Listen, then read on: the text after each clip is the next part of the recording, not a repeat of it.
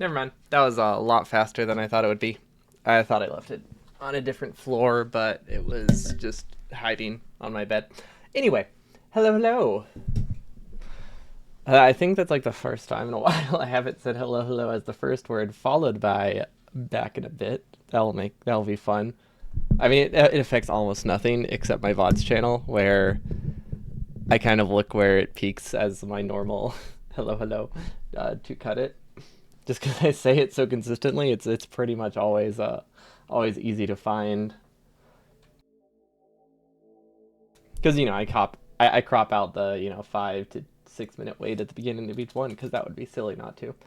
But yeah, we were doing space exploration. Then we had to miss like 2 weeks because I was babysitting a lot on Sundays, so I didn't really wasn't really able to stream because I had to watch two children, and I'm not that skilled.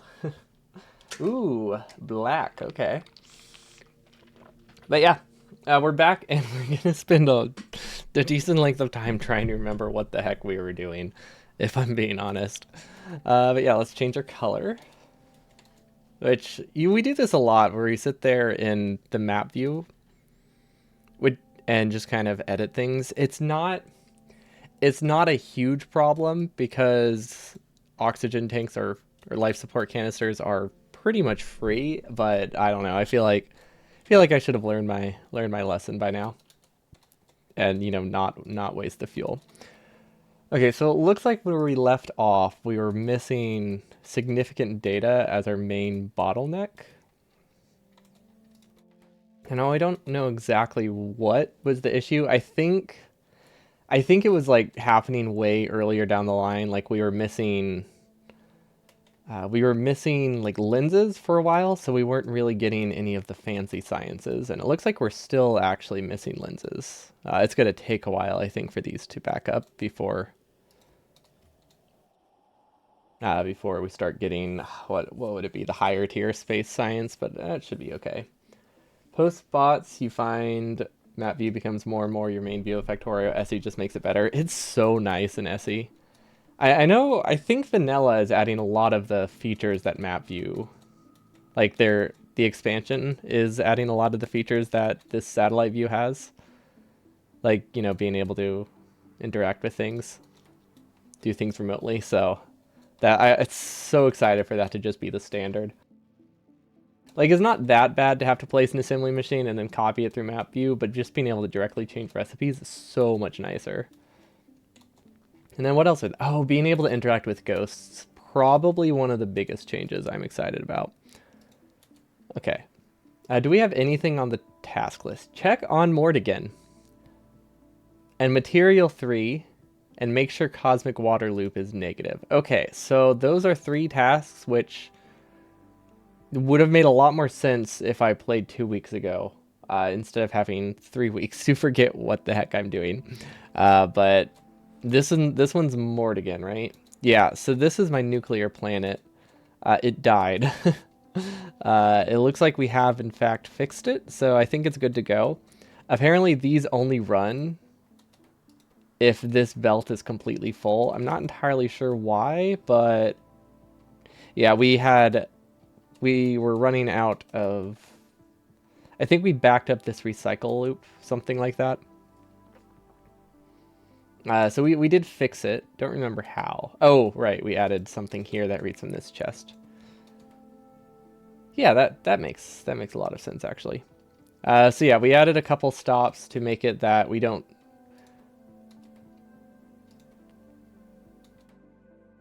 That these are... Oh, we deprioritize these if these are somehow backed up significantly. That makes sense. So these still exist to clear the belts. That way this thing starts running again.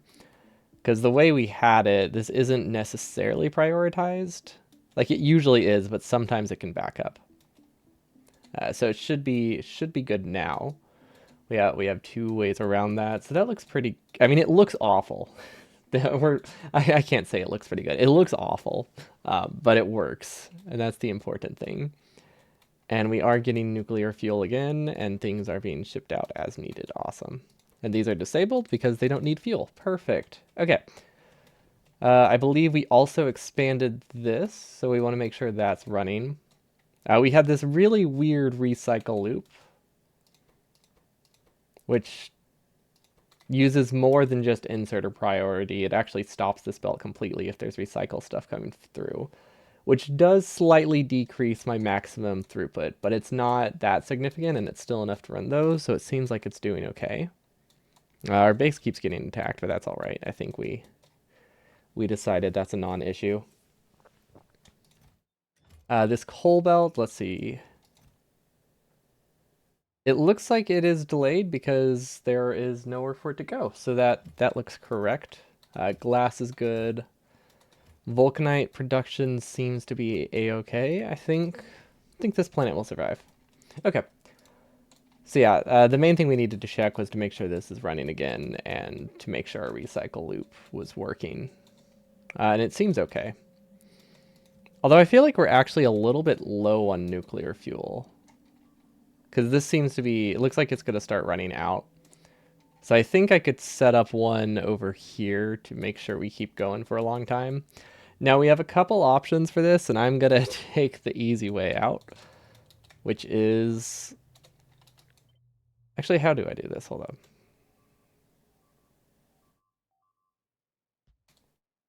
Okay, how far apart are these? That's the real question. So we subtract 2, so we tessellate every 30. Why did I make it absolute? Why do I always make it absolute? I guess it's because that's the default. So that does... Oh, wait, I could just use this. Wait, what? Oh, right. If you can't actually place something, there is some weirdness with the overlap because we have a mod that basically mimics the super force thing that the expansion is adding, but it does it in a slightly janky way because this is a mod. Like it's not, vanilla. So they kind of had to make it. They had to make it a little bit more jank than I would have liked, which is it's fine. Not the best thing, but not the end of the world. We can avoid canceling those rocks. They're not that important. Okay, so if we just shift down one tile right here, I think we should be fine to make it across. And I don't think we're going to have any pressure issues. Yeah, we should be fine. See, the worst part of nuclear is always the dull uranium. It clogs up super easily. I know, yeah, once you get like a recycle loop set up properly, or like have your priorities set, it's really easy, but it's so easy. It's also just really easy to mess up. Like if your buffer is just a little bit too small, it just backs up and then everything breaks, and there's not a great way to fix it. Do we have explosives on this planet? It looks like I don't actually know, so I'm just gonna build around this just in case. But yeah, it definitely it's you can avoid it clogging up, but it's also so trivial to just mess up and then you're doomed. And you don't notice until you start having a brown out, and then it's hard to fix it. It's fun. A fun little death spiral. They're always great in games. Okay, so that will eventually build. It's gonna take a while, but it's not super high prio. Now, does this planet have any modules? It has prod 2s. Honestly, that's not really worth it, so we're just gonna copy this. We're gonna do them without prod modules. We have better modules in here anyway. Okay, and then we mirror it. And then we go here as well. We move this down a little. I feel like that's not tessellating correctly, actually. Let's figure out where the pattern is. Let's see, that goes here. Okay, now this should be able to have a pattern. Oh wait, no, this would go up one. Okay, this is not a great design. But it works, that's what matters. Even with recycle, you can easily overproduce dual uranium just from normal production. Yeah, it's really easy. It's really easy to just mess up. Like it's as long as you have your priorities set, you can always guarantee like you can make something once you get to Covarex. Although before Covrex, you're doomed. You just have to have a really large buffer for a while. But Covrex definitely fixes most of the problems pretty quickly, which is nice. Okay, I guess I can go through here and then here. I think that's the center. I'm not entirely sure though, so I'm gonna do this. There we go. Look at that. It's perfect. Okay, so we don't actually need a ton of uranium, so I think we're gonna meet in the middle up here. And then we're just gonna have a splitter. Because really this is just to make it that this runs for a while. I don't actually need this for quite a while. Yeah, the fun thing about SpaceX is it adds a lot of different processes that are like the uranium processing, but they're so much easier to mess up. It's great. Definitely a positive thing, and definitely not just a source of very simple errors. Definitely very happy with it. But yeah, it adds like all of the I feel like all of the later processing has stuff like that that's just super easy to break. Because like the iridium and stuff takes it. Beryllium doesn't. Beryllium's fairly easy, which is nice. It gives us a break. It gives us a break from breaking. But like iridium, and I forget what the other one is called. Iridium, Vegemite, and whatever the third one is. Holmium, I think all have the same kind of processing loop. And I definitely broke all of them at separate points in time. Just every single one has been broken in different ways. It's great. Add K2 to the mix and you get even more complication.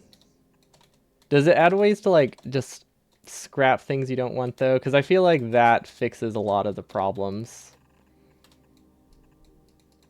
of like recycle stuff. If you can just kind of void anything you don't want. But if it doesn't add that, yeah, I could see how it's just even worse. Okay, so technically this will, well, it won't build, but now it should build. Now everything's in range. And then I didn't double check here.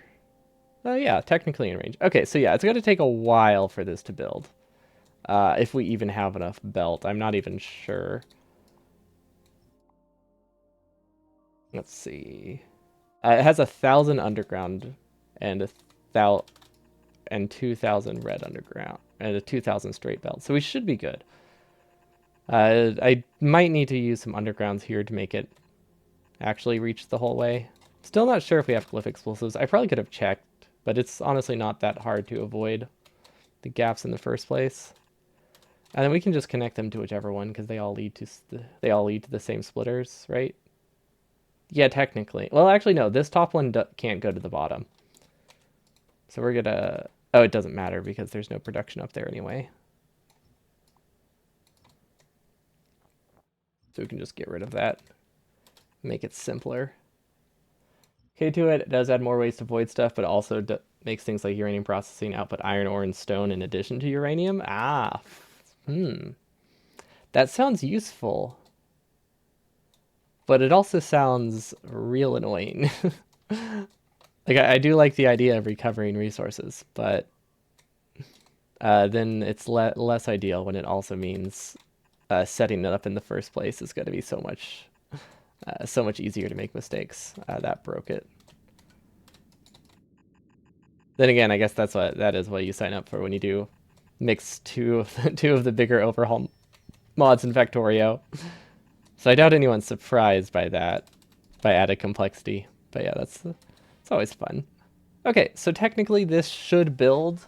Now there is a chance that this is a little bit too up there and bots might end up on like a loop. So it's possible that we're going to have to add a diagonal connection in some way. So let's see. We have a blueprint somewhere, right? We used it earlier. Absolutely awful. Let's use that one. That should work, right? I don't know if I have this many roboports.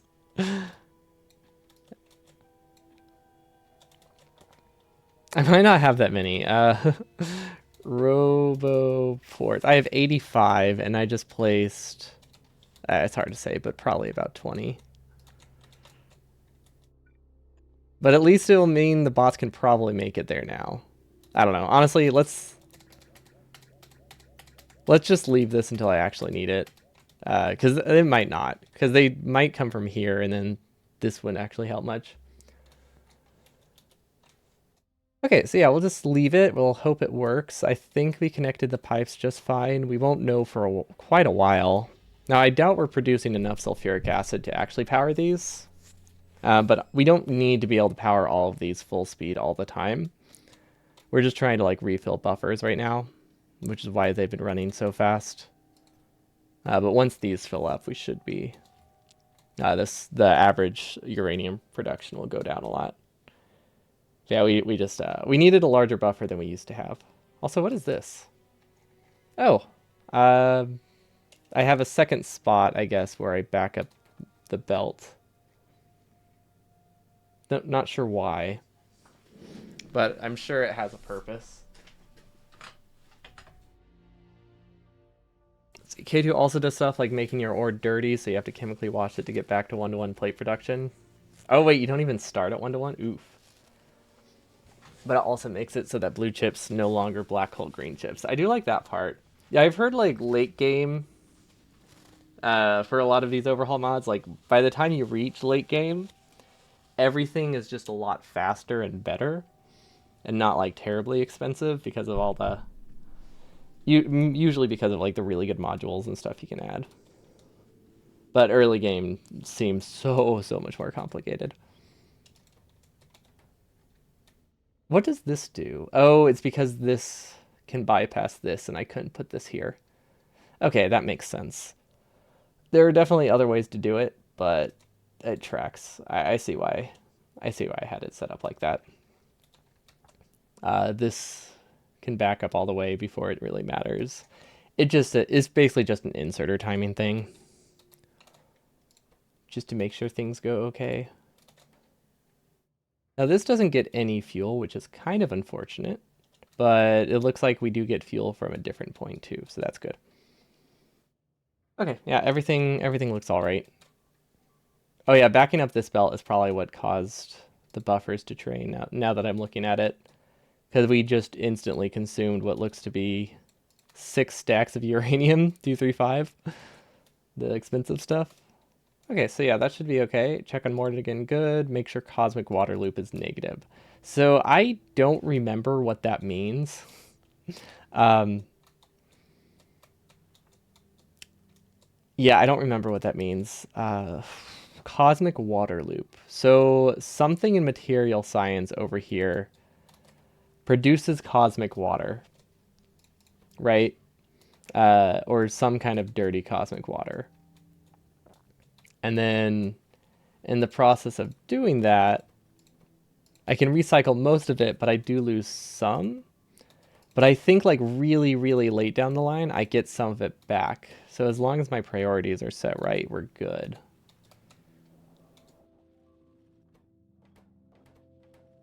This is okay. This is staying pretty easily at 5,000, so I think we're okay. See, late game K2 allows you to turn everything into matter and then turn matter into anything. Nice, we got some equivalent exchange mod up in here. I I'm never sure if I like that mechanic in games.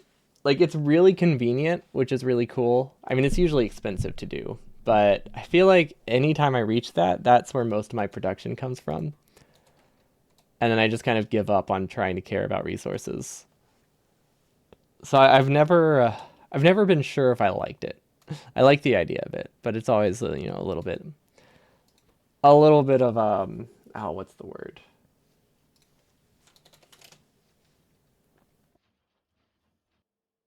Hmm, it's a stepping stone into just cheating everything. There we go. Maybe that's the vibe I'm going for. But if it's really expensive or really late game, it probably doesn't matter much. There's one guy you were watching that has it, and you think he's mostly using it to turn junk into oil. Yeah, if you also like just use it as like, oh, this is what I'm voiding with it, then it's not a problem at all. Because I used to play back when I used to play Tekkit. Let's see, where does also I'm trying to track down the Cosmic Water Chain still. But back when I used to play Tekkit, there was a mod called Equivalent Exchange. It's called Project E now. And the idea of it is you can convert one resource into another, uh, and they have different values. But eventually you can just turn light into any resource, and you just can get free diamonds with no effort. And that just quickly becomes the only way you ever produce anything. So it kind of gets broken really fast. So then I switched to whenever I wanted to do something like that, I would limit it to only using like junk or recycle stuff, basically using it as a trash can instead of using it as an actual source of free resources. Or I limit it solely to like building stuff. Like if I just wanted a bunch of lamps in Factorio and spawn them out of nowhere, I would be fine with that.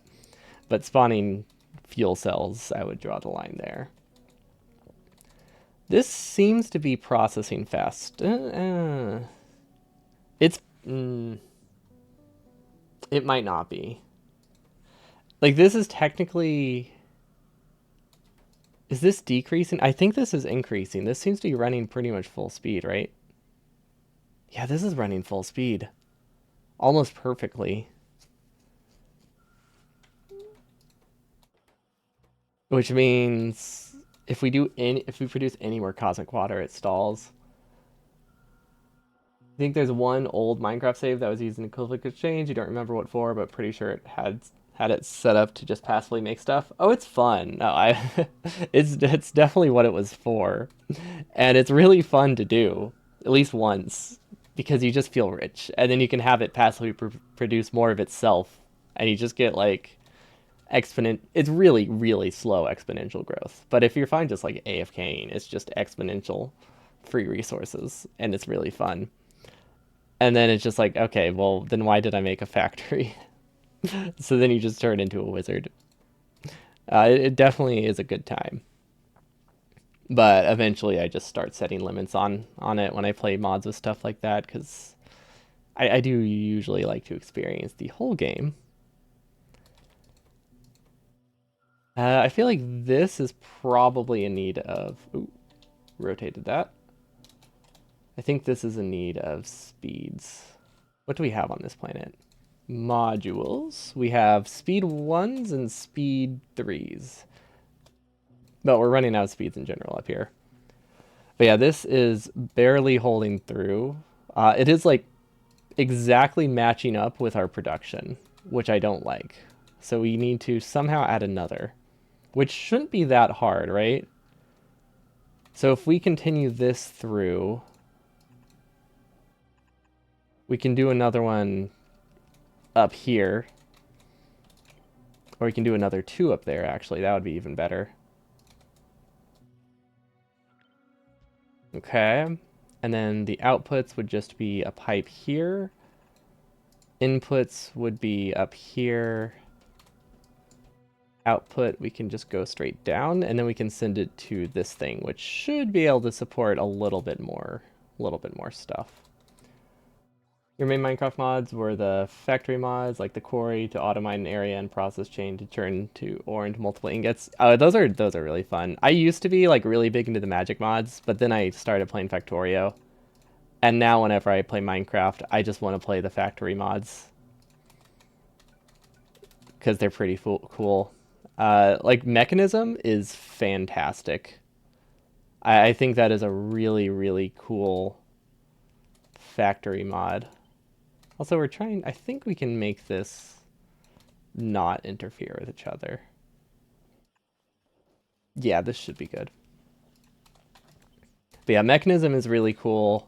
It has like, well, it depends how you count it, because Minecraft not fairly recently, in terms of the mod scene, fairly recently, I guess, mods have started to use I've started seeing more mod packs that use like the caves and cliffs update of Minecraft, where they overhauled ore and raw ore is dropped instead of the ore block. So that changed a lot of the factory processing chains.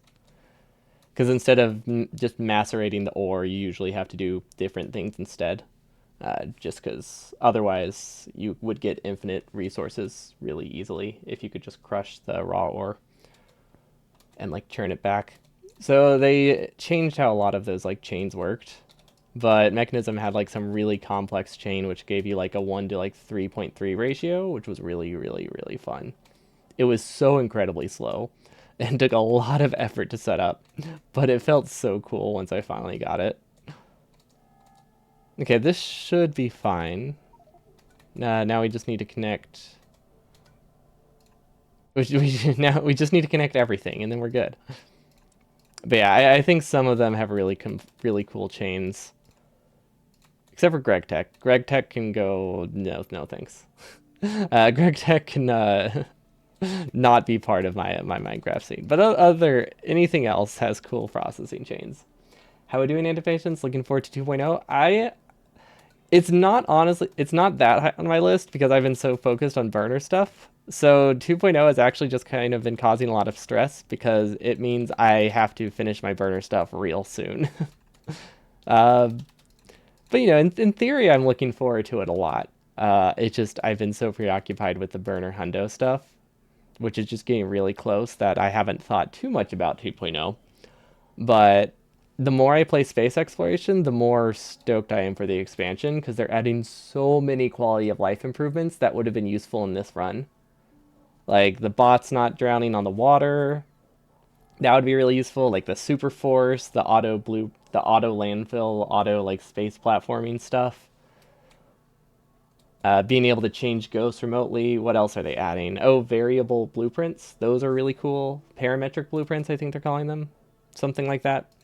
But yeah, they're just adding so many things that I'm really stoked for. Also, how do I... You know what? We can just leave them. It's fine. But yeah, they're just adding a lot of quality of life things, which are definitely what I'm most excited about. So I am very much looking forward to that. Although part of it is because I haven't been following updates on non-quality of life stuff. So that definitely makes it seem like I just don't have don't have much info about what else is being added, like the planets. So the last thing you remember from the processing chain is that you also had to set up an autos order, so that ores go into a chest and it goes right to the process that takes it. Yeah, that's the fun part. Kind of. Well, it depends. It depends which mod you have, but the sorting systems and inventory systems can be really fun. It's like the one thing I really mention about. Sorry, that's the one thing I really miss about Buildcraft. Buildcraft, just as a whole, was terrible.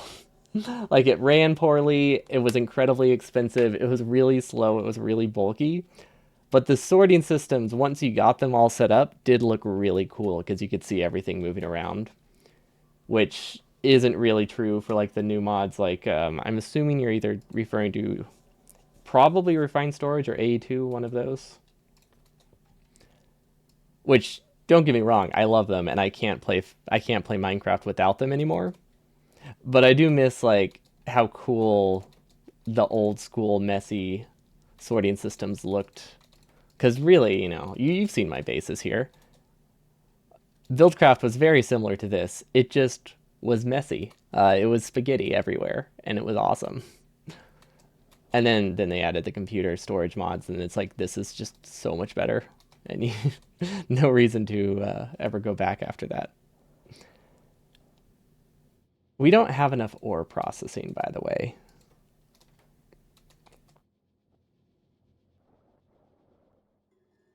I don't even know if we have enough, if we consume enough ore up here too. I mean, we should be. I imagine if we're recycling this much ore, we're consuming that much ore. But yeah, uh, what is it, like less than a month till the expansion? I'm hoping we can do the burner run in 3 weeks. That is the goal. I'll know more this week if I need to babysit the kids any weekend, because that would change things a lot, or that would change my goals pretty significantly. Or it would make it that I couldn't necessarily do a 12-hour stream. But I don't think I'm going to need to mid-October, so we should be good to do burner stuff then. And then we can spend the next week being super hyped for the expansion. We might actually be doing... It depends if Tice finishes his updates or not. He is redoing the what is it called? The shoot to scoop mod. I think he's making it that it's actually like gun recoil or something, or adding more stuff to it. But I think it's adding like actual recoil. So if that's not done, we'll start Factorio 2.0-ish, which is basically just a mod pack that adds most of the quality of life improvements in weird mod ways, and also adds a little bit of space stuff. So it hence the name 2.0-ish. Do you think with the process chain, the auto sorting was just vanilla stuff? Or wait, was it a pipes mod? It probably was a pipes mod. There's a lot of those. There's like pipes, there's pretty pipes, there's mechanism has its own pipes, buildcraft stuff has its own pipes, Ender IO, laser IO. There's probably more. Applied Energistics and Refined Storage have their own pipes. Integrated Dynamics, Thermal Expansion. So there's like a dozen or so.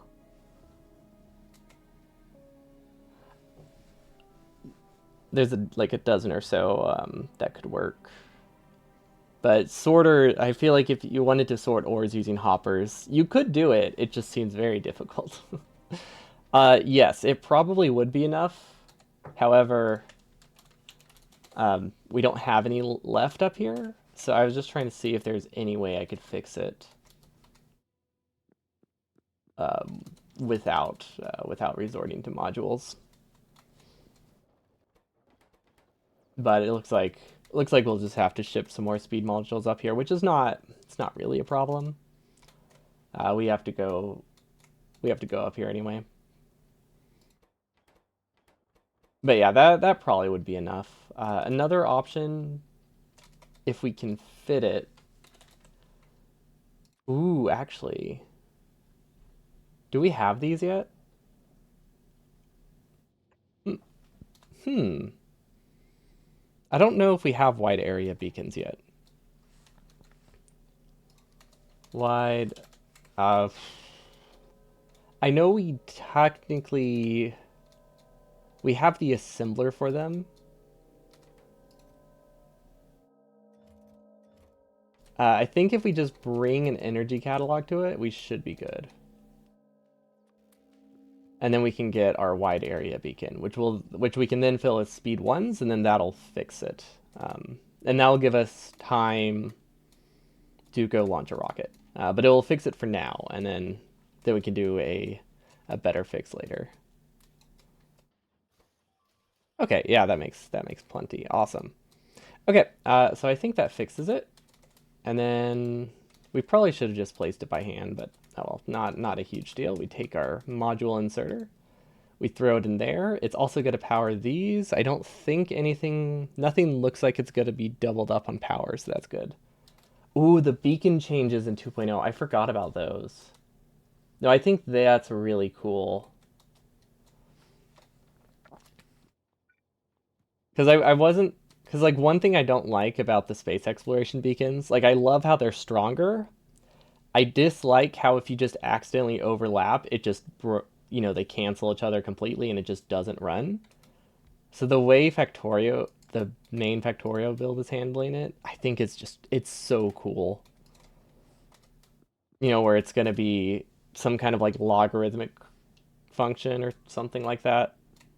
Uh, but it makes it that having less of them is stronger. But if they overlap, they just have a reduced effect. And I think that just sounds awesome. At least in 2.0, you get best idea. Is that? I'm assuming that's what it's supposed to be, right? Or it stands for something. But yeah, I think that part of it looks awesome. Energy catalogs are used for trains and wide. Wait, what? Train. Rail. Huh. They are. Oh, it doesn't use mini. But yeah, it does. Interesting. Yeah, we haven't set up a space train yet. But yeah, no, we're definitely gonna get a really cool solution to this problem, and I'm excited. Because like I would love to just have one here, but if it accidentally overlaps, then these brown out. So that'll be a very, Very cool solution. That uses a lot of power, doesn't it? 10 megawatts. Is that a lot? No, never mind. I thought 10 megawatts was a lot more. We have 1.4. Okay, so these numbers are going up still, very slowly. So that might, so we just improved it by, you know what? I don't actually know. Let's find out. I don't know what that's being powered by. So that didn't do anything. Okay, it went from 80%. So it went from 7.2 and 1.4 to 13.2 and 2.9. So it is effectively double. So yeah, we should be a-okay. I think if double isn't enough, we're doomed. You don't mind the overlapping stuff, you just kind of wish the beacons were more well-defined, wide and compact, use different numbers of modules but give the same effect. With how expensive modules are, I get it. Like, I think it's cool, like, if you just wanted to boost one thing and you're using, like, tier 8 modules, I think the compact have a really cool use case for that. But at the end of the day, 5, 10 versus 15 modules or something isn't that different. So there, you could also just power like 10 times the machines with this one. 10 megawatts is like half of the single buildings in energy science with full green modules. Is it really? Oh yeah, these do use a lot, and so do these. These things are rough. But yeah, yeah. I get what you mean. It's like technically compact might have some niche use cases, but you're very rarely just wanting to boost like a single machine.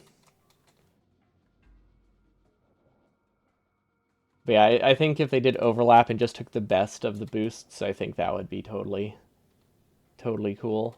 Don't know if there's ways I don't know if they could do that. They probably could. I mean, if they can read enough information to cancel it. Okay, these numbers are going down, I think. They were at 6.5 and now they're at 6.3 and 6.2. So this did fix it. We'll eventually, I think, because that is pretty close, we're actually going to give it an upgrade planner to tier 2 whenever they get the chance. That uses a very weird number of modules. 47. I feel like they're almost always even. But yeah, this is almost full, so we might as well fly back down to the surface for a bit. And then grab some... Actually, wait. We don't need to do that. I'm trying to remember how I set my building rocket. We set this to building filling, and then we set this, and we disable the ones we don't need, which in this case is anything here, anything here. Yeah, anything here we just disable. Anything here we can request. And then this is set to building rocket filling. Okay, so that should be good. Most of this stuff we can use in space. Yeah, I think that's all right.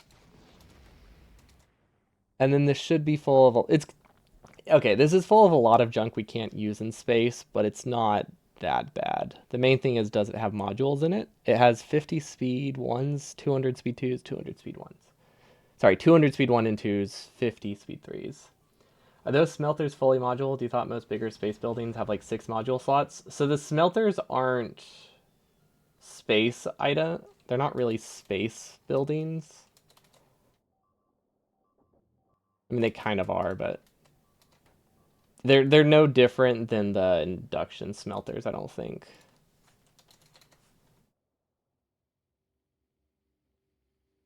Craft speed 4. Craft speed 4. Yeah, they pretty much just made it a copy of the industrial furnace. But yeah, most of the ones have a lot more slots, like the manufactories and stuff, but these ones are just like a one-to-one copy of the furnaces, but you can't put modules in them. See, from one side you want to finish your SE run, but on the other side you don't know, won't do it pre 2.0 and will be exhausted with Factorio, so you're going to lurk and play RimWorld. Very nice. Yeah, if I wasn't streaming space exploration, I probably would pause on space exploration stuff for a while. Also, I feel like we have this being sent to the wrong planet, but I'm not entirely sure. We're just not going to worry about it. But yeah, I still haven't decided yet if I want to keep playing space exploration after Space Age comes out. Because the thing is, I'll be doing other space stuff in vanilla for a while, but people also are enjoying this space exploration, and I know there are some people who want to watch me finish it. So even if it is outdated, I think it could be worth it to keep playing once a week. And then we can do Space Age the other days. I think that seems like a decent way to go about it. It's like Saturdays we do Space Age, Sundays we do space exploration or something like that. I'm not entirely sure, but I think we'll keep doing space exploration in this version, whatever we're playing now. Just because I do want to say I finished it.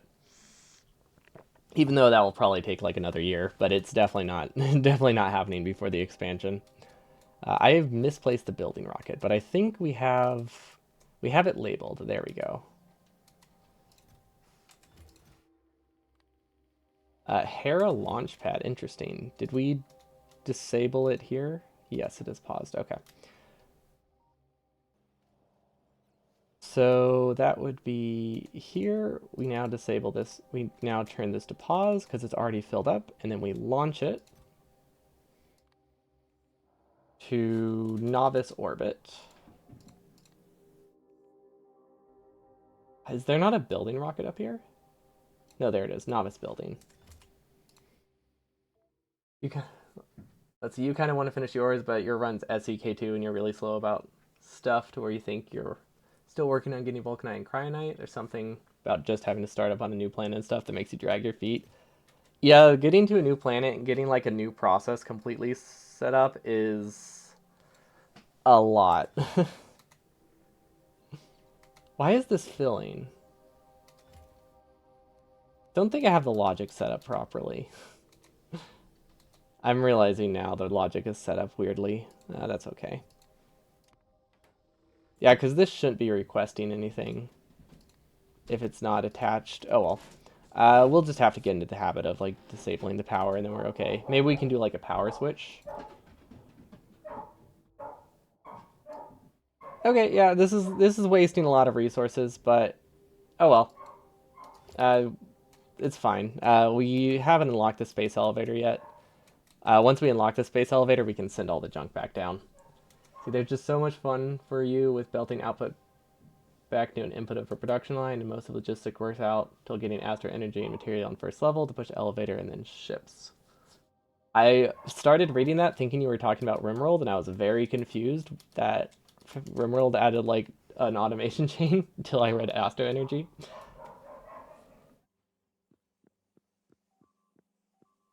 I'm assuming that meant not much, but yeah. What the heck is this? Oh, no, this is set up properly. We definitely sent too much stuff. Because this has 400 stacks of junk that we do not need up here. How do we fix that? Should I just like... Oh, you know what we can do? Yeah, I know what to do with it. Oh, this is going to take forever, but it should work. Could also break things. We're not actually supposed to send stuff through this rocket. But we'll see. It might be fine. It could also be very bad and wasteful. Let's see, we don't need these. We don't need these. We didn't need to grab these. We can actually use those. Yeah, after looking at it, not much fun made a lot more sense. But yeah, if you've already like done that before, too, I could see it not being exciting to do that again. Because you've played through most of space exploration, right?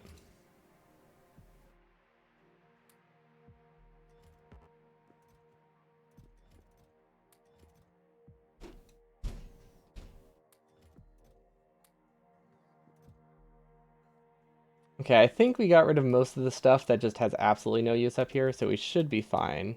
There's enough free slots now. Yeah, it was mostly the landfill. The landfill that was taking up like 2 whole rockets. Okay, now we need to actually go check on the recycle loop because it could break things. Ooh, where is it? It's in a weird spot. It's over by the production of the parts. There we go. Okay, so are these blacklisted? Okay, so these are whitelisted, these are blacklisted. So it can work. It's just going to take a really, really long time to empty this rocket. That is okay. Let's make it faster, though.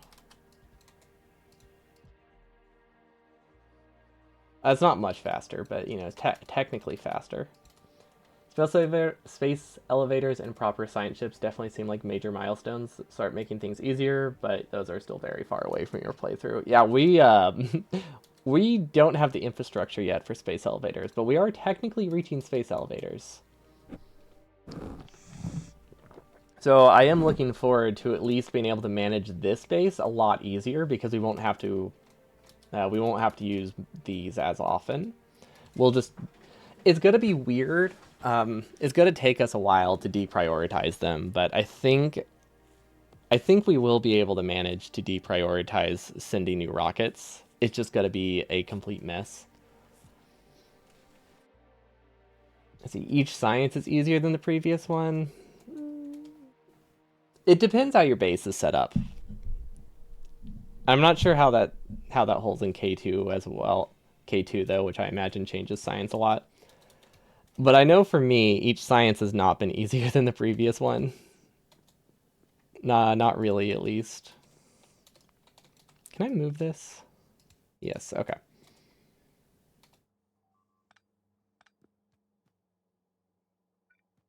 Okay, that should fill it a little bit faster. But yeah, they haven't necessarily been easier than the previous one, because we've had to get stuff from like the middle of the base out to here, and then back, which was causing some issues. If we used Logibots, like if we were okay using Logibots, that would definitely make it easier though. Because like conceptually it's easier. It's just in terms of getting things through my base, wasn't wasn't so easy. Where's biomass coming from? I feel like it's running low, but I don't know how to fix it. It is coming from here, and then it gets recycled. Okay, I kind of like how much bioscience we're producing. It seems to be producing pretty healthily. That's a good start. How is material science coming? Okay, it's still limited by significant data, but I mean, we're at 56%. That's pretty good. We really need to fix significant data, though. It's problematic. I'm really sad that we can't do the 4-color one yet, because I was really looking forward to that. But I think you need some kind of like hyper cooler for that. So it just you need, I think, tier 4 of every science or something, which is sad. K2 changes early sciences more than the later ones. Basically, vanilla science get tweaks, but SE science is not so much. Okay, well that's nice of them. That's nice of them to only to not mess with the late ones too much.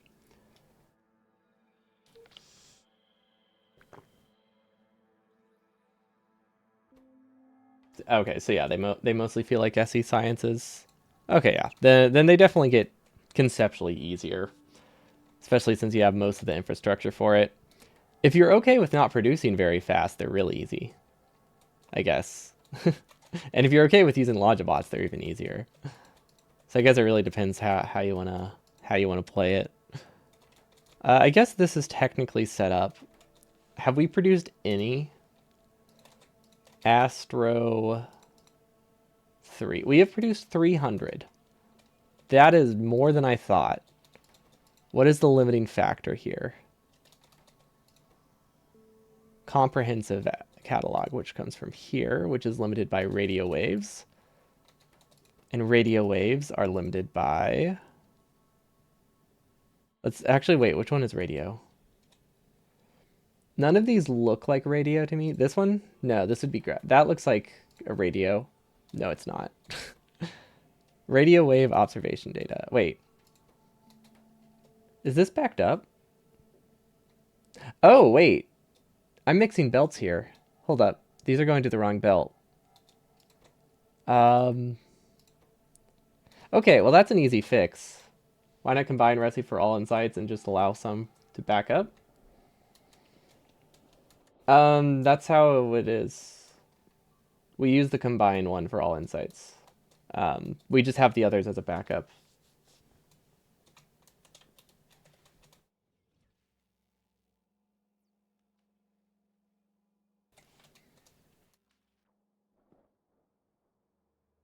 Just in case we are like one of the late stage ones isn't running, we can still get tier 2 and 1 and 2. But yeah, it's primarily combined.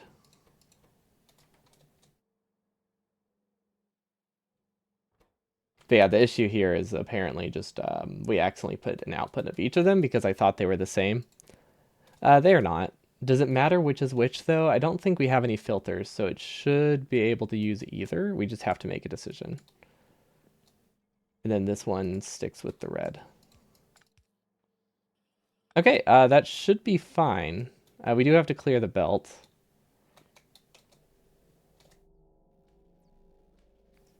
And then we can just kind of throw everything in there, and then we'll be okay. Why does that... That shouldn't be there. Okay, I think that looks all right.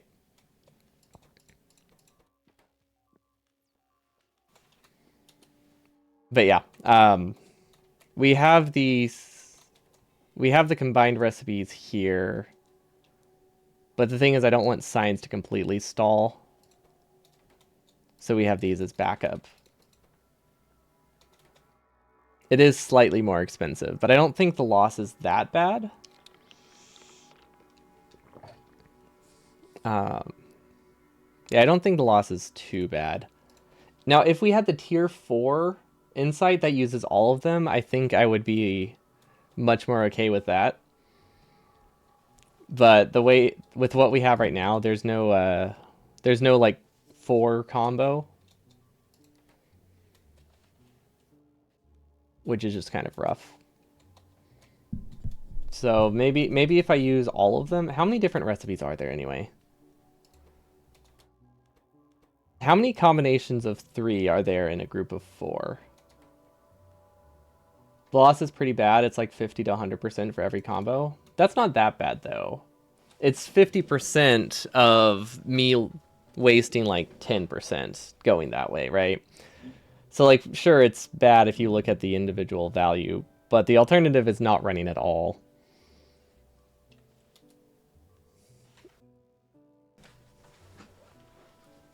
So like it's a lot, but I don't think... I think the alternative is nothing. I don't think the alternative is getting a 4th. Or getting 4 times as much. It's getting nothing with how it's set up. If I redid priorities, I could probably make it work.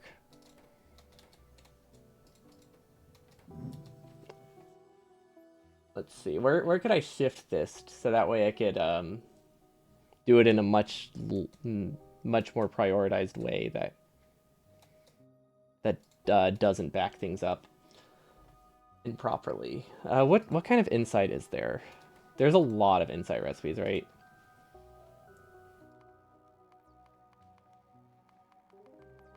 Okay, so there's only 3. Okay, so if we do all 4 of these, maybe we'd be okay.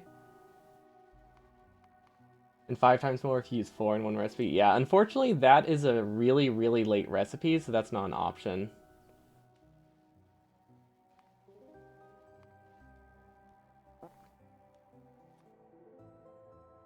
Like, by the time that we get this, we've almost beaten the game.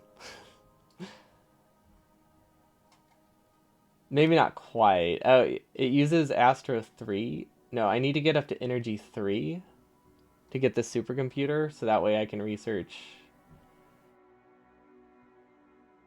the combination of all of them. Are there any other bottlenecks? Yeah, so yeah, I would need to get to Energy 3.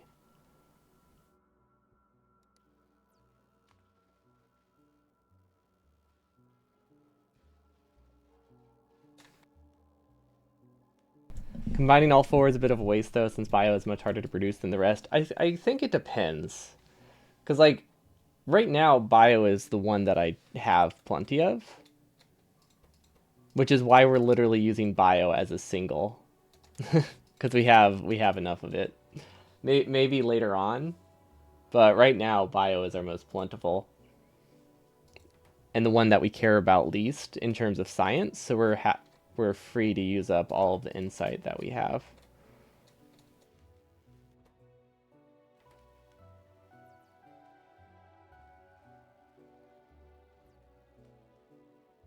It's always 36 insight for two. Oh, I mean, yeah, that's not the numbers I was wondering about. I meant, like, how many combinations of three are there?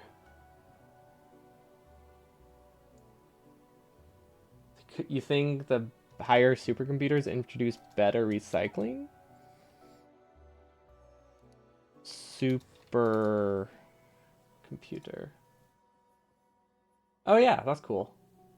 Yeah, you get more of them back.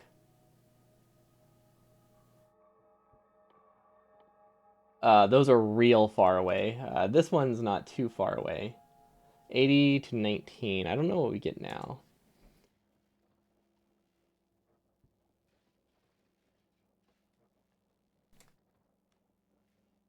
If that's just raw material issue, once you solve those, there's a lot more machines involved in processing the bio one. I'm not too concerned. Like it's really like this is really a non-issue using bioscience. We just need to figure out how to rewrap this. I think if we can shift this down, I think we'll be okay. Yeah, the 70 to 80% is pretty big. That's 30% reduction in loss, something like that. Well, from blink stuff, but yeah, that's pretty big. Kind of like the cooling here, 90 to 99 is like a 10 times reduction in the amount of loss. Is that how much it goes for? Yeah, I think it's like you lose 9, you lose 1 versus 9 or something like that. So yeah, the losses are pretty big, but again, it's not really close, so that one doesn't matter too much. Uh, we want I want to get space elevators first, and then we can work on 3. So you disconnected a pipe near the supercomputers. You're gonna need to be way more specific than that.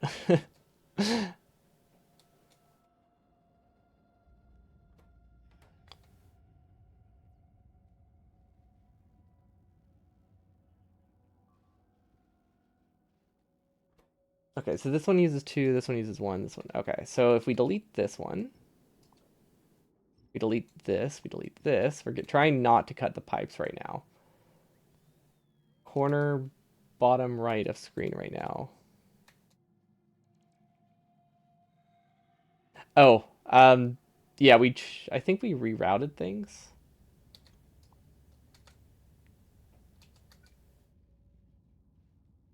Oh, okay, I see what it is. That was, huh, that one just wasn't running. Okay. But we don't need it anyway, fortunately, so we can just get rid of it. Okay, so this is 1, 2, so there should be 2 more we can do here. We don't need this. Now, I need to be careful to not cut things that are just going through the base, because we might be passing fluids through this, which would be bad. 10 times reduction, you don't usually run the efficient coolant recipe, though, since it requires thousands of machines eventually. That's fair. Yeah, it depends how...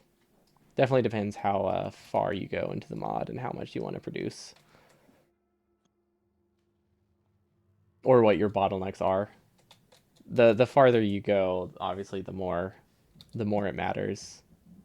But if you're fine not producing super fast, then it's definitely okay. I don't actually know what this was.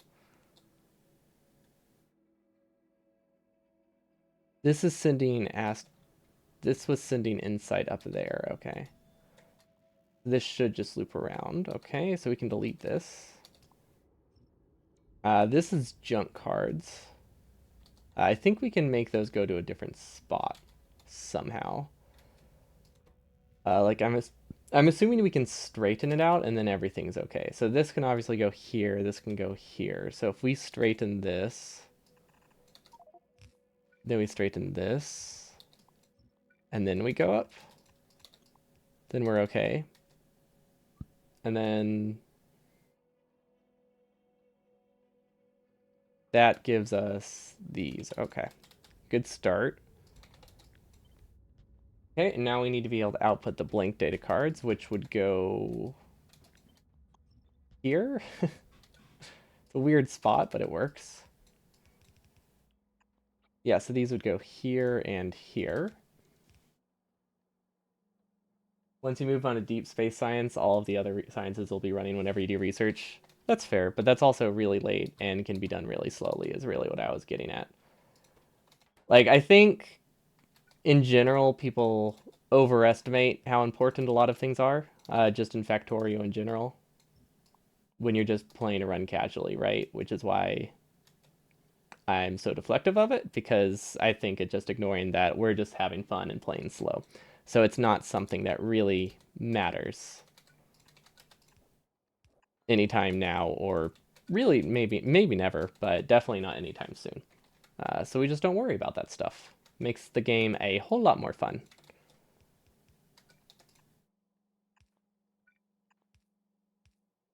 Let's see. Is this the right colors? I think so. You know what? We're just gonna clear them all. Oh, right. They'll figure it out. We'll just go down the line. So then I don't have to think. So 1, 2, 3, and 4. Okay, that should be okay.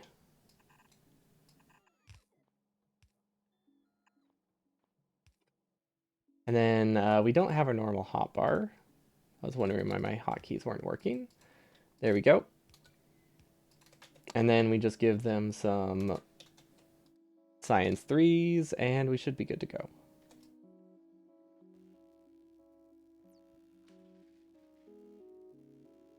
Now this will stall our science for a really, really long time. So we're going to be low on astro science. We're not going to get space elevators for a while.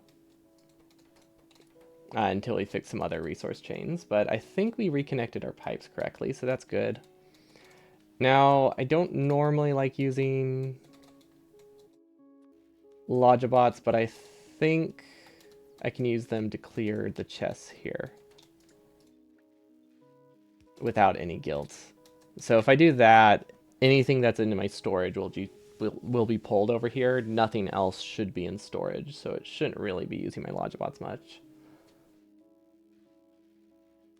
You think part of your problem with science is SAK2 run is that you're still thinking with vanilla quantities, but the mod packs are designed for much smaller values? Yeah, that was pretty much what I was getting at earlier with the whole it does the scale of things or things being inefficient doesn't really matter that much when you only are aiming for 1 science per minute or 1 to 3 science per minute, like a 50th or 100th of what you would do in like a casual, just a vanilla run.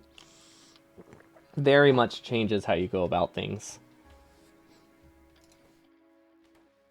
Even more so when you don't look at future recipes, because you don't you tend to avoid spoilers. It does make it that your builds are suboptimal and can't be expanded, but it's also fun to discover things. Like realizing when I built what did I aim for initially? I think I initially aimed for like 2 science per second for blue science, and then we researched all the blue science text we needed in like half an hour, and then we needed like 1% of that for the rest of the run. So we definitely oversized our blue science very significantly, which is really fun. But yeah, we learned our lesson eventually. Okay, so what is the issue with energy science? Okay, so is it out of holmium? I feel like it's usually out of holmium. Interesting. Huh. Very interesting. These are not connected. Ooh. Okay, well that's an easy fix. It also compounds like, oh, you need vulcanite, cryonite designed for a yellow belt of output to start. Yeah, when you try to scale up the sciences, this expensive sciences that fast, then it gets that's a lot. Also with the fact that they just um let's see. And also just the fact that the ore mines a lot slower. You like plan for like a whole yellow belt and then you're like, oh, this mine's 3 times slower, and then everything is just really running super sparse for the rest of the time. This does seem to be going down still, right? Yeah, okay, perfect. There's a reason why discussion, how to give ideas to new players, how big to build, have over 1,300 posts in Discord. Is that like a dedicated channel? Or how do you have an exact number on that? I imagine there's just a dedicated channel for what would it be? Mega basing? Not sure. Gosh, these are slow. Then again, we're producing like 1 science per minute, so that makes sense. So yeah, our astro science is okay. Yellow and material work really well. Sorry, those are the same one. Material and bio are running really well. Energy is limited by, let's see, is it limited by mirrors or did we accidentally break mirrors? Oh wait, we switched material. We switched mirror recipes. I never checked if it was actually running right though. Mirrors are produced, I want to say over here. Okay, so that's just we ran out of LDS. That's fine. The only good thing about design for a yellow blood of Vulcanite is that then the tier 3 modules aren't expensive. Oh yeah, once you those require like 1 Vulcanite, don't they? Or 50 Vulcanite. Yeah. Yeah, if you have them designed for that much, then you're everything's pretty cheap by then. Okay, so multispectral mirrors are low. I don't think that's our bottleneck though, surprisingly, which is really weird. I mean, it will be really quickly, but right now it's not the issue. Or maybe it is. I mean, it's our limit of these catalogs. But then I was also on force field. Oh, it does all come back to multispectral mirror because these are used for these, and this is our limit for this. Ah,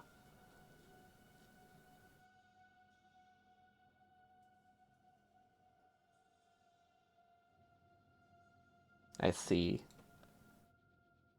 Do I need?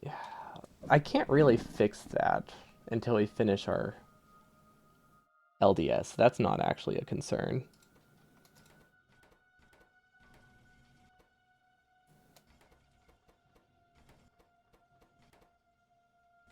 This is not outputting though. Why? Actually, why isn't it outputting? Um. Oh, this is rotated the wrong way. Not like it matters. We can't run them full speed anyway, so it literally has no effect. Like, this is already backed up, so that didn't change anything. But yeah, that was rotated wrong.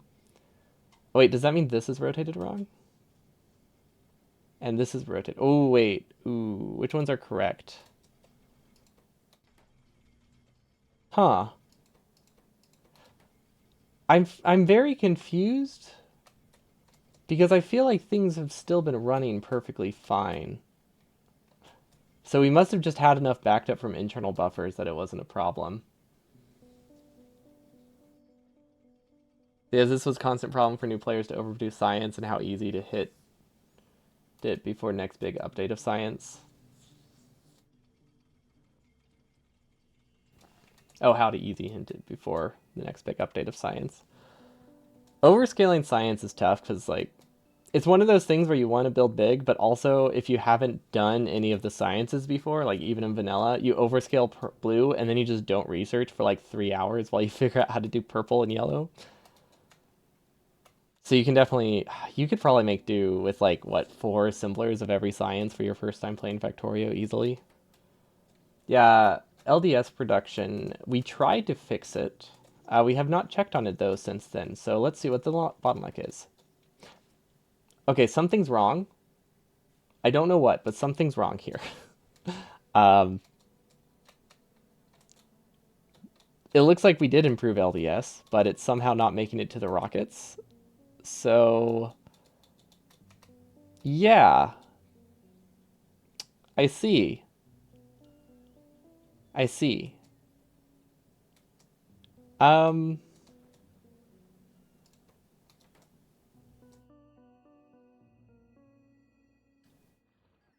I'm trying to figure out if I'm supposed to have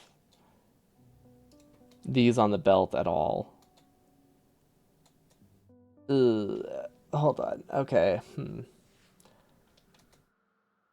Hmm. I think we got the sides wrong, and we tried to piggyback off of something that's side loaded. Okay, so we're still following this belt. We're still following this belt. Okay, so the sides are correct. If I start here, okay. So engines need to be on the left, LDS needs to be on the right, which means these need a side swapper somehow, and then they need to go combine.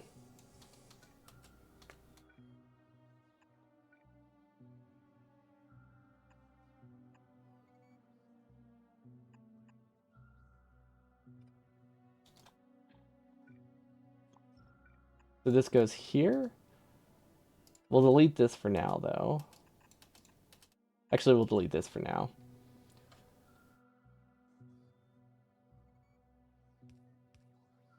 You could do it with a only one single one. They have enough cards that the end modules exist. What's that for? Oh, one of each science. One of each science, I think, is pretty slow for most players. Like, even like if it's your first time, one red science assembler definitely doesn't keep up. Probably by the time you get to like purple and yellow, it would. But it would take forever just to get to steel with a single one.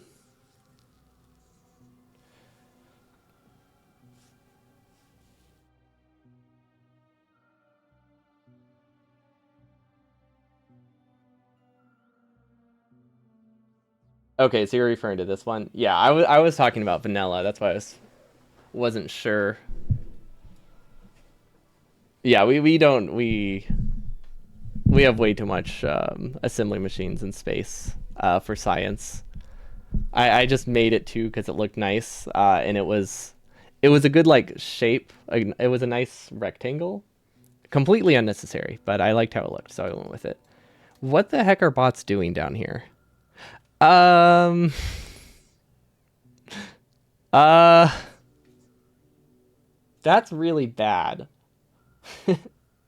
I think we have to go down there and fix that. I don't know why, but we've just been losing bot. I mean, I know why we're losing bots. They're getting attacked by biters, but I don't know why we're losing that many. So, yeah.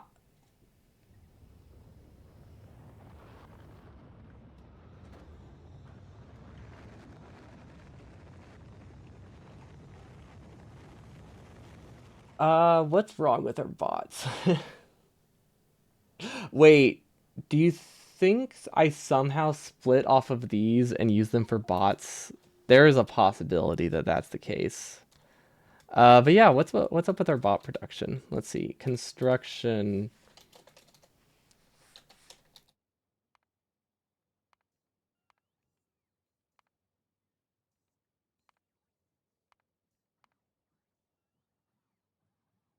So yeah, it's decreased for the past hour or so. Hmm. Okay. Let's see. These are not running. They're out of batteries. Okay. These are. So the top half is out of batteries. Gotcha. Okay. So if we prio it, does it work well? No. Okay. I know we have batteries produced elsewhere. We could steal from here. Now that might be a good idea. I think we have another battery assembler somewhere else, but I don't know. Oh, this will work well. Unfortunately, we're relying on bots to fix the bots, so that is unfortunate. We might have to actually go build something by hand, which is very bad. But, you know, maybe we'll be okay. But yeah, I know we bleed bots a lot because of the biter attacks, which that part was a problem I was aware of. However, I thought we were producing more than we were losing, and that is not the case. So let's see. If we sideload this, we go up. Then we sideload this again. We sideload this. We move this. Then we go through, and then we sideload here. Okay. That should be a pure battery belt.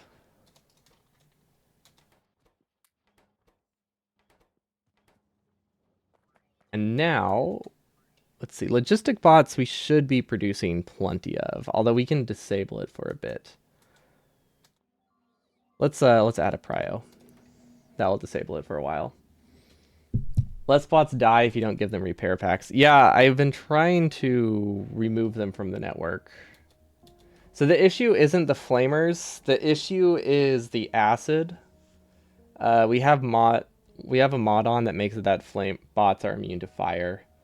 So the issue is that they are close enough that they fly into the acid before it's dissipated. Not the flamethrowers. But same general concept of they fly into repair. So we're trying to remove the repair packs from these networks. So I thought the issue was fixed. I don't really I don't like the idea of nuking Nauvis's atmosphere. It would be effective, but don't particularly want to do that. But yeah, we do have the option of just not repairing the wall. My thinking was that since our repair packs are here, by the time bots got there, the acid would dissipate. But I think because there's like an internal buffer of repair packs that it's not, that it didn't really work out that way. But I thought maybe it would be fine. We could also turn off artillery. That could help for a bit. Oh, that's nice. They do a lot of damage, though. We might need to bump this up.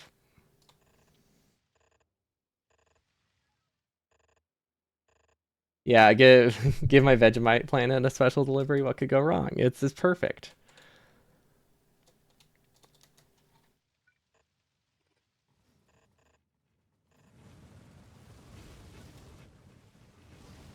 Okay. Turning off artillery would just make it worse. No, I don't think it would. The attacks are primarily coming from angering bases that are really far away.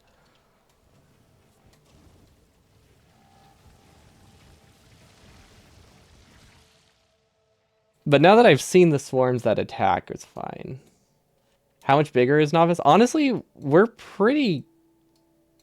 we've almost cleared out like this entire side. We'll be able to clear out to here before we have to move our artillery a little bit.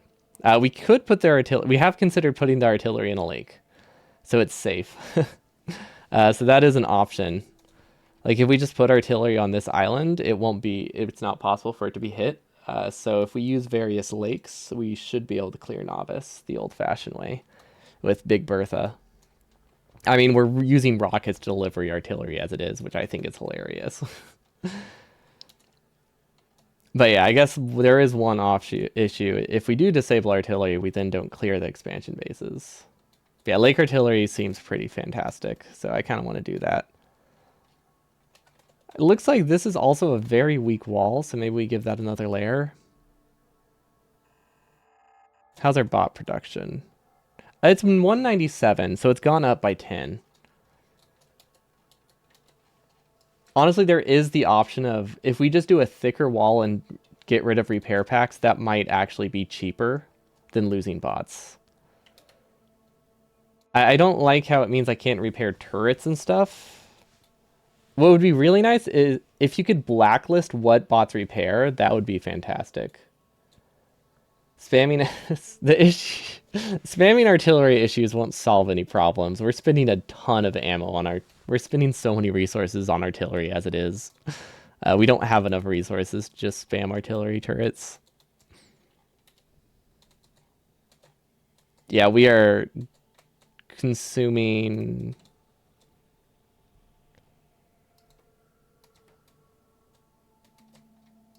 Yeah, I think we're fine on artillery ammo.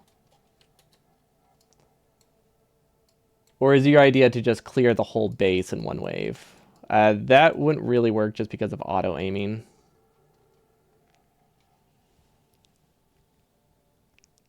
Yeah, that doesn't that would require me to manually click on every single base for that to work.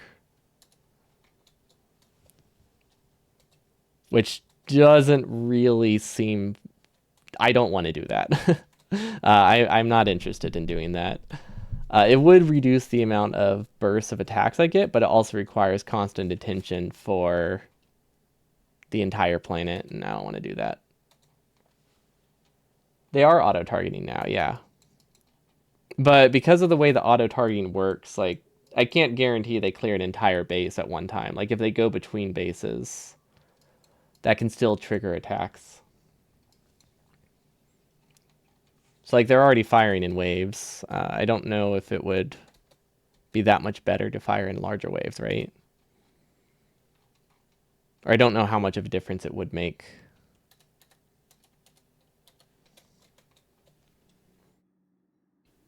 Outside, unless I'm manually targeted. But these target really weird. So maybe it would work differently than I think. They do it chunk by chunk.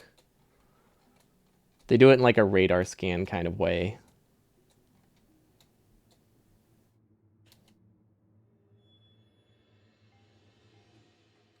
I guess it depends how this is set up, huh? Like if I chain them together, maybe the internal buffer makes it okay.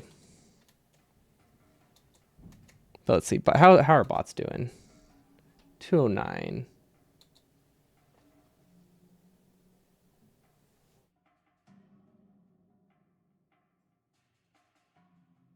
Hmm.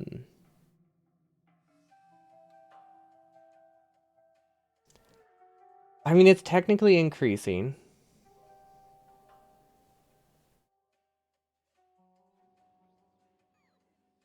Let's see. What can we do to fix this? Okay, how is it still right? It's because bots haven't built it. Okay, we need to build something by hand. How do we do this? I haven't actually had to build something by hand for a really long time on this base, so I don't really know where stuff is, but I think we really just need this. We should be good. So I think if we go to batteries, we can track those down, then we'll just follow the ghost. This stuff with bots is why you like your walls to be separate botnets.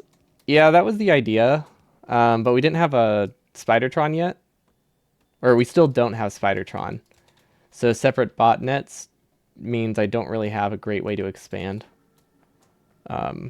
without having the bots be the entire... Oh my gosh. Stop that. Okay. There we go. I think it's fine. But yeah, we didn't have a Spidertron, so that's why we didn't separate the networks.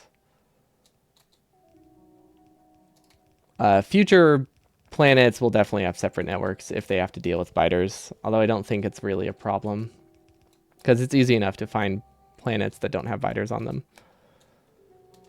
Okay, we're missing one more and then we should be good.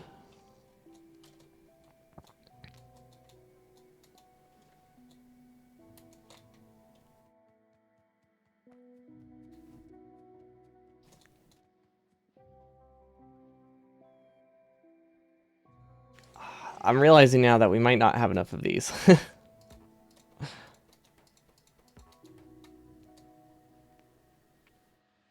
Not really sure. If we do prod 3s, which we can't afford, I don't know why, but for some reason we haven't been able to afford prod 3s for a while. But that's not important.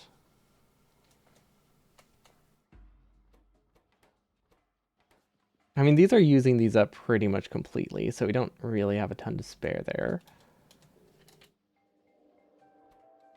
I mean, it's holding up, kind of. Not really. These are actually okay. They're not sufficient.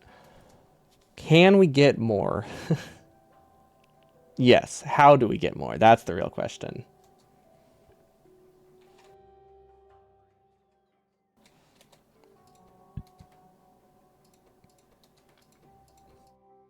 Hmm. If we can get more motors, which I think we have access to a whole lot of motors, right? Because we produced a ton with LDS. So if we spaghetti this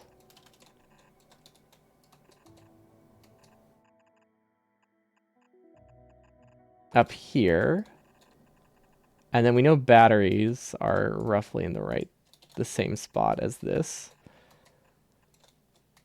But we'll go around just because there wasn't great space. So we'll go up, we'll go over, we'll go through. We'll go up, we'll go over. We'll snake through. And then we're pretty close now. We don't have much farther to go.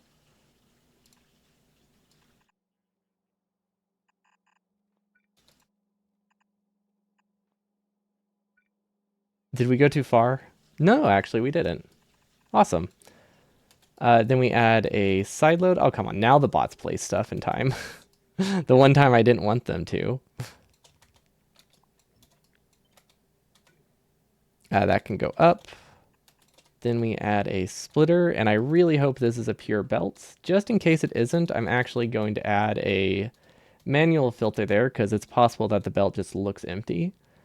And if we're going to be side loading something, we don't want to make the same mistake we made with LDS earlier, especially when it's a very easy fix. So that is right here. All we have to do is filter out small electric motor to the right. And then if there's any other half of the belt, we're good. And then we also don't have to think about which half is motors, because I genuinely forgot since we started dragging that. Okay, so now we need steel, we need circuits, we need small electric motors. So that's not too bad. The issue is we don't really have a ton of space here.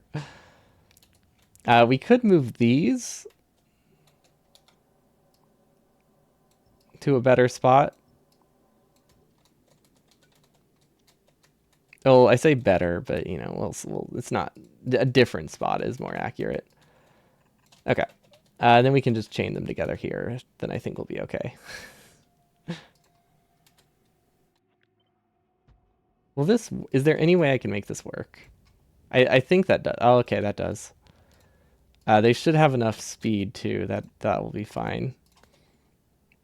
Because these don't need to attack very often.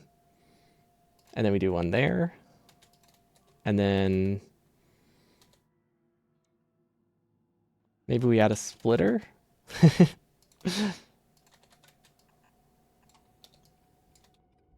We replace 6 with 4, and I don't like that, so I'm trying to figure out how we can add more. Oh, we can go into this loop. There we go. It's perfect.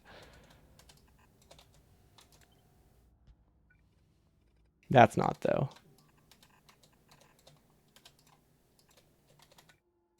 There we go. That is technically a solution. That's all I can say to defend that one, but technically a solution. Okay, so now we have this space.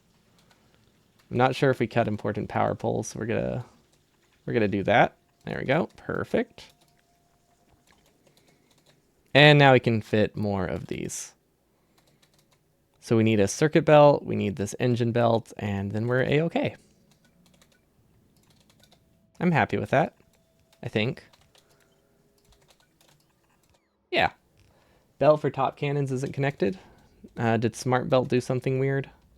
Oh, we didn't loop it enough. Thank you.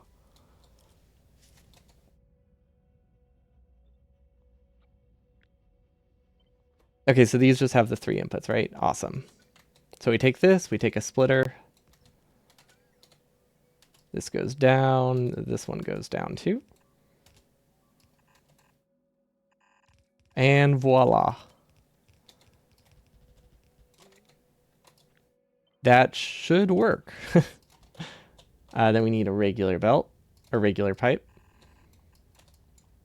We'll figure out how to connect this, right? Yeah, that's not the hard part. I'm wondering why my bots are so fast. It's because I'm right there. That would explain it. I don't know how much of this will run. I really do not know how much of this will run. But I'm hoping some of it does.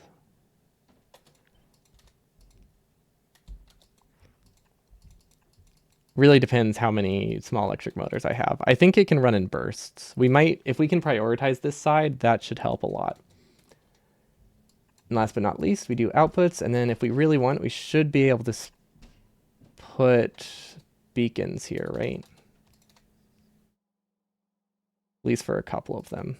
And we can just make them, probably speed 2s is fine. We really just want enough to offset the modules. Okay, that looks okay to me. So now we have more battery production. We have more big electric motors. So what that makes me want to do is actually redo this to go farther forward. So we move this so we can put a splitter here.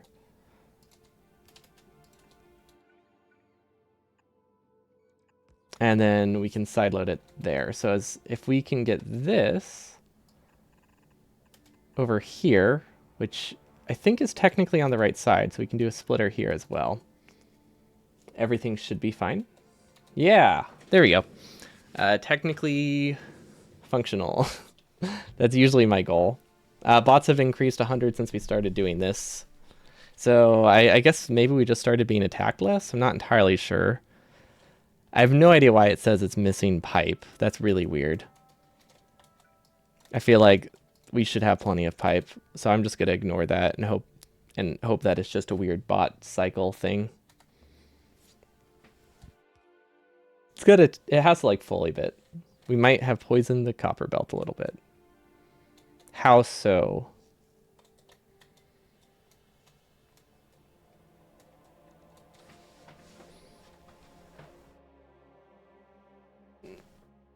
Did bots build something like before it's sideloaded?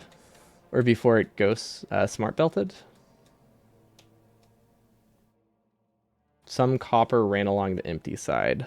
I don't know what that means.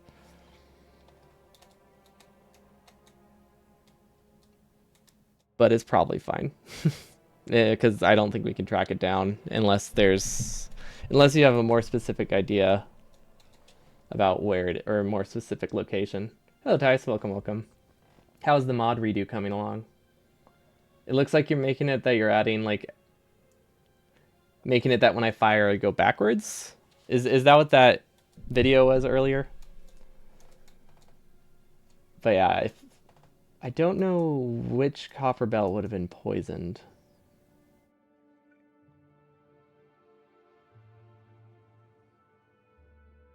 Oh, do you just mean like this was temporarily sideloaded like that? That's not a problem.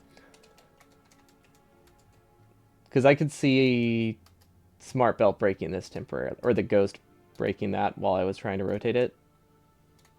So if that was the issue, all that does is go over here and it gets put onto a belt. So that's actually on the prioritized side. So that gets, if it ever is a problem, it'll get cleared up. Yeah, recoil to the weapons, very nice. We'll have to revisit shoot to scoot then. Okay, seriously, how am I missing pipe? Okay, we're no longer missing pipe. That's good. I want this to start faster before we leave. But I don't see any iron nearby. And there's not as much iron nearby in general when we play through space exploration.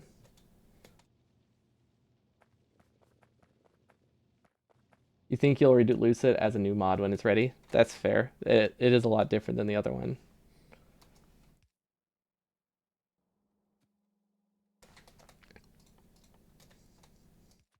But yeah, it looks really cool. The revision looks awesome.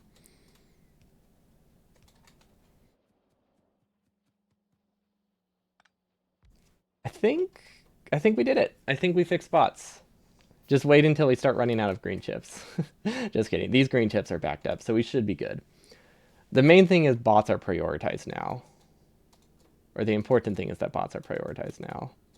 And now, because we have batteries coming from a different spot, we can actually output prio batteries towards the meteor defenses, which won't matter that much because this doesn't keep a large buffer, but it will.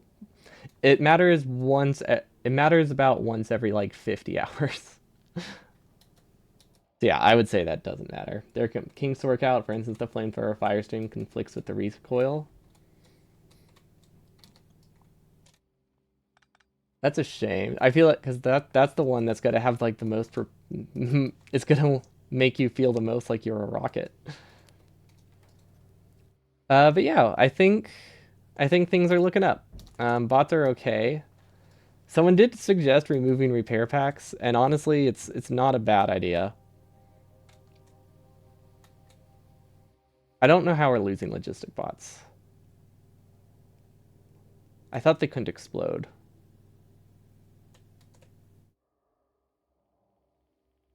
Under 1,000. They might actually just be dying.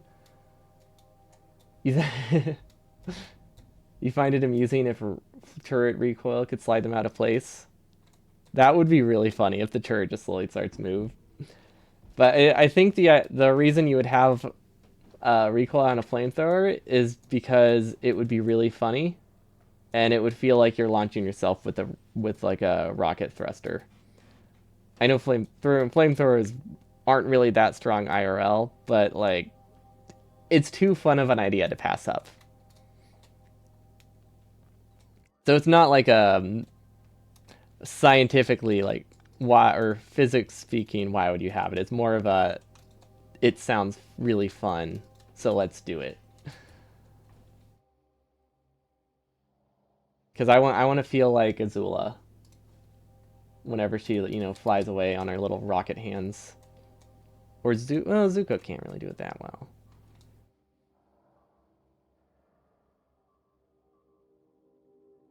Clearly, you haven't been using strong enough water guns. You need super soakers that blast you to the other side of the pool. Just flying in space with your SMG. Now you're onto something. Okay, I think we're okay. I mean, I've said that a lot today, but I mean, I think it's real this time. We did just lose 50 bots, which is a very good percentage of how many we just made, but maybe we're okay. You know what oh, wait. I have an idea. Speaker.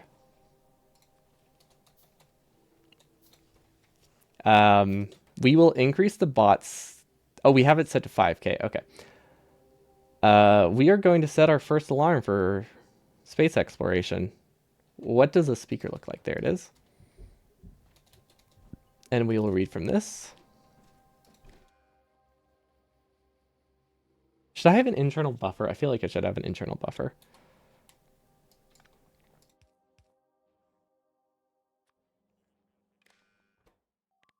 T less than 5,000. Honestly, 5,000 bots is enough with how slow we lose them. Now we're gonna do...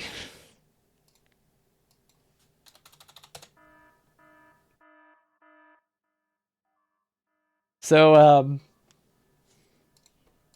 what should we do about this? Should we just let it go off until 700 bots are produced, or should we think of should we disable it for now? and try to set a reminder to set it later. We could also silence it, because I at least have that notification. We have lots of options. maybe we maybe we don't have it yelling at us this whole time. There we go. This says, hey, you're running low on bots.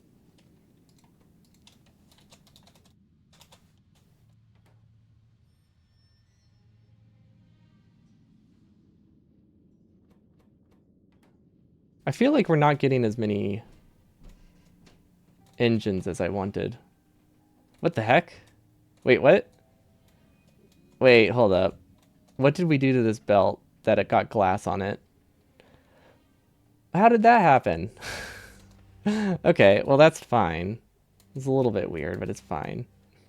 I'm actually really glad that we added this filter here, though. Because now we can clear it. Is it? I don't think so. It should be reading construction bots. T by default is construction bots.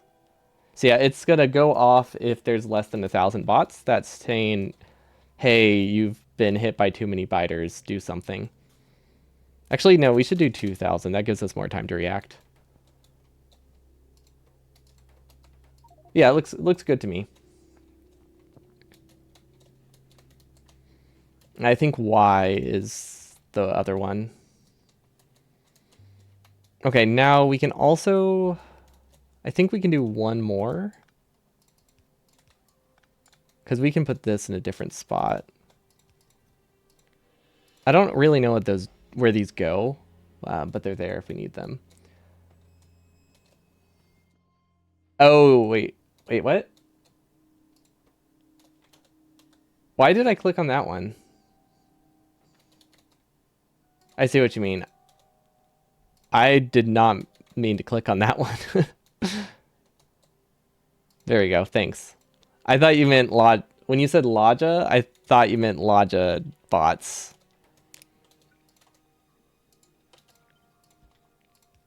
But yes, good catch. I mean, I guess it would have just meant it goes off forever. So it's not like it would break things. That would be bad. Oh no, alerts, they're going to escalate way quicker than I thought. Yeah, soon we're going to be exactly like the real speedrunners. Or the real 100% runners. Can I do a bot here?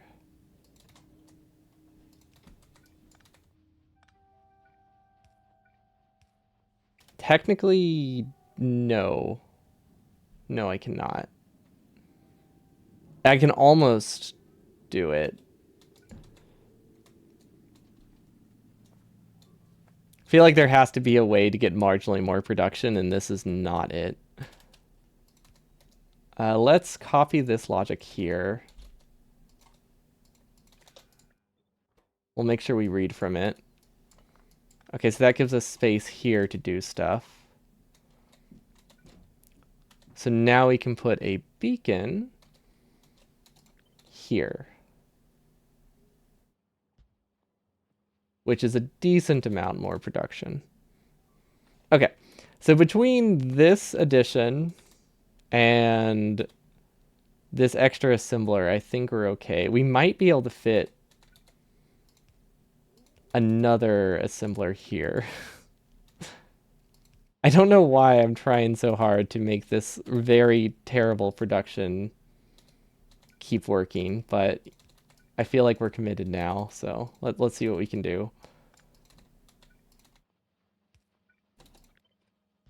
Okay, so we can output there, we can input here, we can input here. Sticks now go completely through. Okay, we have a little bit more bot production. Awesome, I'll take it. Because really, we were like barely holding on, so just a little bit more positive should be fine. Well, it's not like you're going to be happy with marginally more production anyway. Honestly, I am, though. This is just construction bots. So, like, if I'm producing 10 and losing 9.9, or like losing 10.1, and I now produce 10.5, that is 5 times more bots. And the main thing is we're not losing bots, because that's really all I have to care about. Do I lose bots on average is the only thing that I care about. Because it's not like we use bots, right? Like, they're a small currency.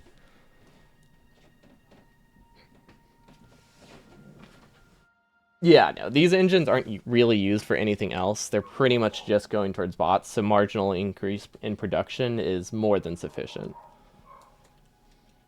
It's really just to make it that our bots no longer die faster than we can produce them. But yeah, if it were anything else other than what are effectively just repair packs, these are just flying repair packs, that increase that we just did would have been so marginal.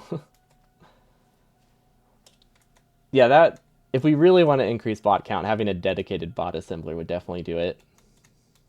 But I don't want to try to route copper through my base right now. We haven't played this in 3 weeks. We're still trying to remember how my base is set up. But yeah, our bot production now is increasing a lot faster. Now that we pretty heavily outweigh it. I don't know how this happened. Okay, genuinely, how did that happen? Does anybody know? This doesn't make sense.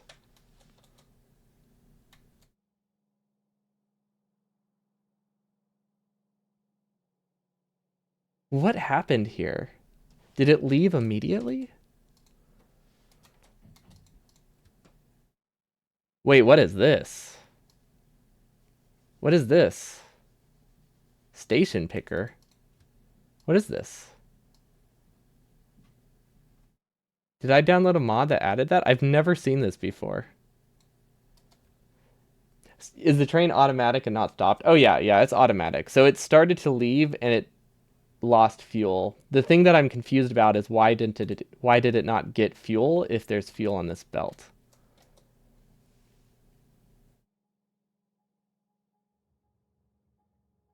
So I'm wondering if maybe it left immediately? If it left as soon as it arrived, it could leave before it completed a swing.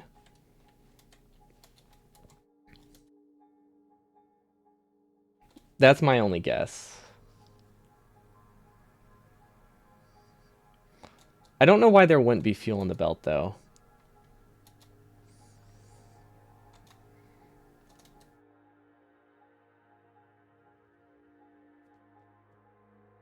But yeah, my best guess is it tried to leave. It would have had to leave immediately, which that's probably what happened. Which means this probably doesn't actually have any stone left on it. So it doesn't actually need to be fixed.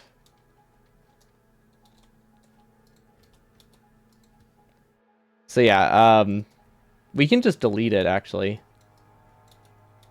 Or we can pause it. We'll switch it to manual and we'll refuel it. We'll add an and condition. But honestly, it's not a problem. Because it doesn't do anything. But yeah, it must have... It either tried to leave before this could do a swing, or this just happened to steal fuel from the belt right as the train arrived, combined with being empty. That feels like a lot of things that had to happen quickly. No, it definitely just gets here and then it leaves before it activates. I thought it would register at least a little bit later, though. And then we'll add a buffered chest just for the future.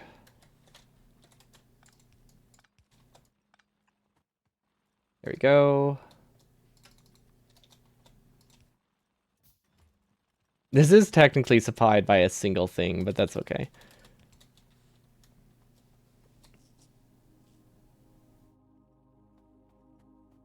I like having timeouts because we don't have a balancer. Oh, wait. Or we didn't have a balancer. We do now, though, so it probably doesn't matter. But initially, we usually do the timeouts because a lot of times, like, if we skip the balancer, it means if one of these runs out, having it leave after 60 seconds means these eventually get filled up again. It matters less when you finally decide to add a balancer, though. That's why I always include timeouts, just for the off chance that it gets imbalanced.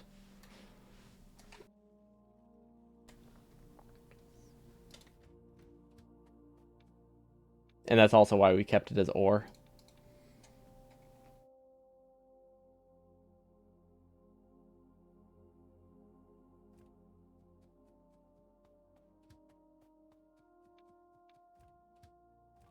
But it's getting deleted anyway, so it doesn't matter. Or it doesn't run anymore, so it's okay.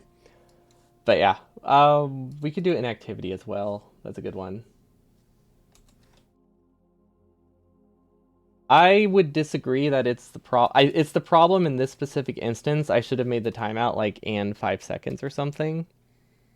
But I don't like on empty conditions or on full conditions as a rule. I very much do not like them. I don't think there are many instances where the train functions how I want it to with those kinds of conditions. At least at unloaders. I don't mind them for filling. For filling, I like leaving on full. I don't like leave on empty. Without also having a timer. So really, I should have just removed the empty. There we go. 5 second inactivity is pretty good, yeah. The only thing it's not nice for is if you're doing an oil train because you use like just a small percentage every second. Because we were doing inactivity on our reloadings, but just like the small amount of oil that was leaving every like tick added up. I still don't know what this is coming from because I swear I haven't updated anything or added any mods. So I really don't know where this station picker came from.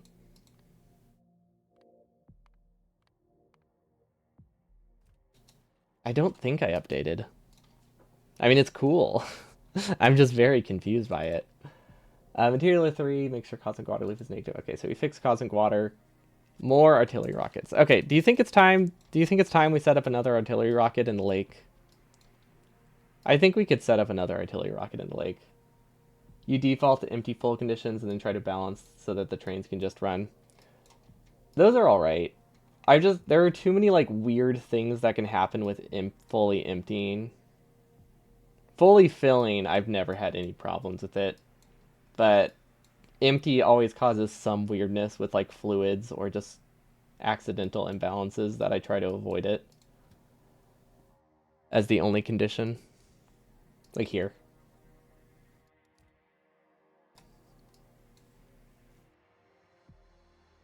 But I love on fill or on full inventory. It's so convenient.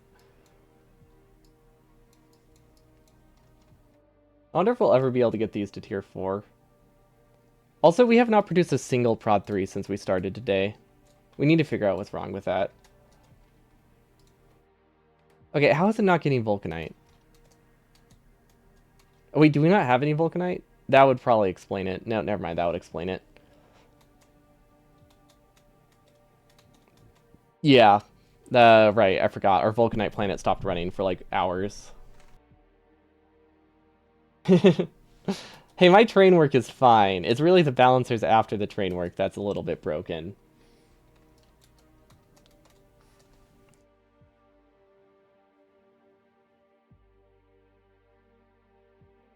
You do empty full and skip the balancers. Interesting.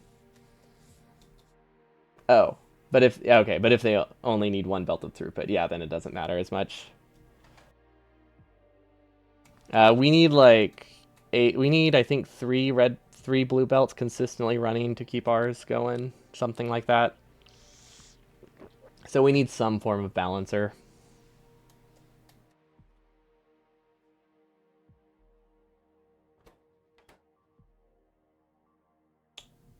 Yeah, honestly, we're not going to get the prod threes until our vulcanite production catches back up. Losing like 5 hours of production because the base just browned out for a while is not ideal, but there's not much we can do about that at this point. If I wanted to clear Nauvis, uh, how do I draw a circle? I'm trying to think. This is really dumb, but what if I take a screenshot of this and try to like get the area of it and move it around? Because I need a circle that encompasses this part for like this section. Is there any way to get an area AoE preview? Probably not. I think I should just pick a random link and put a train in it, right?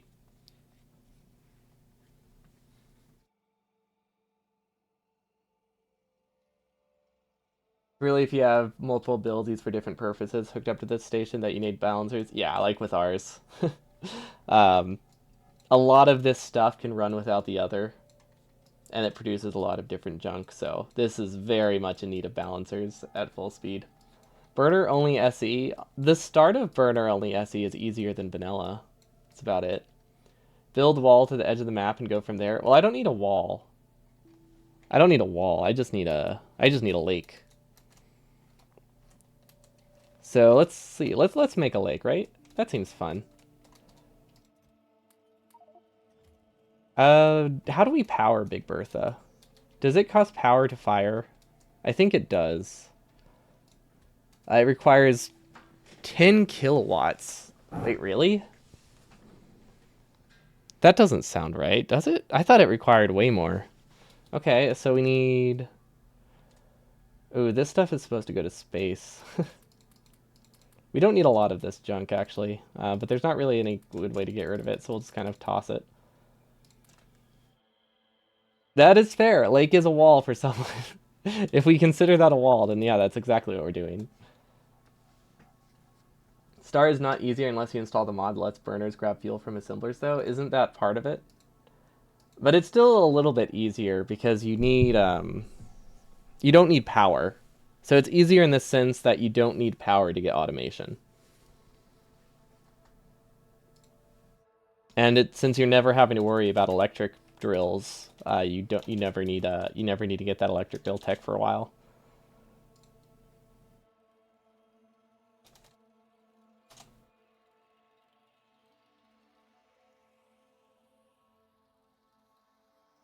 Um, it should be.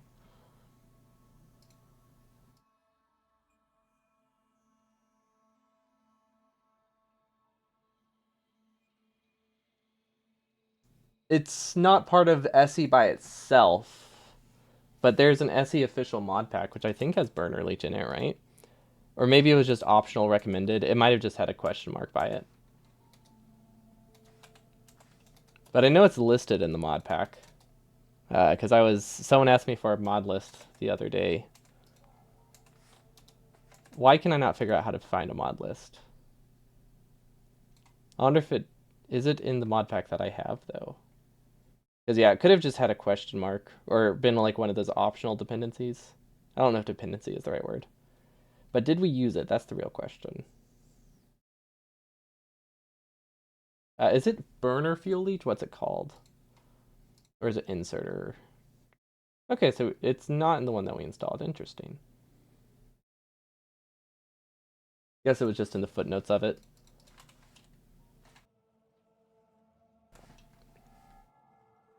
This is one of the biggest disappointments with the weapon delivery cannon. What is that for? Oh, the orbital nuke.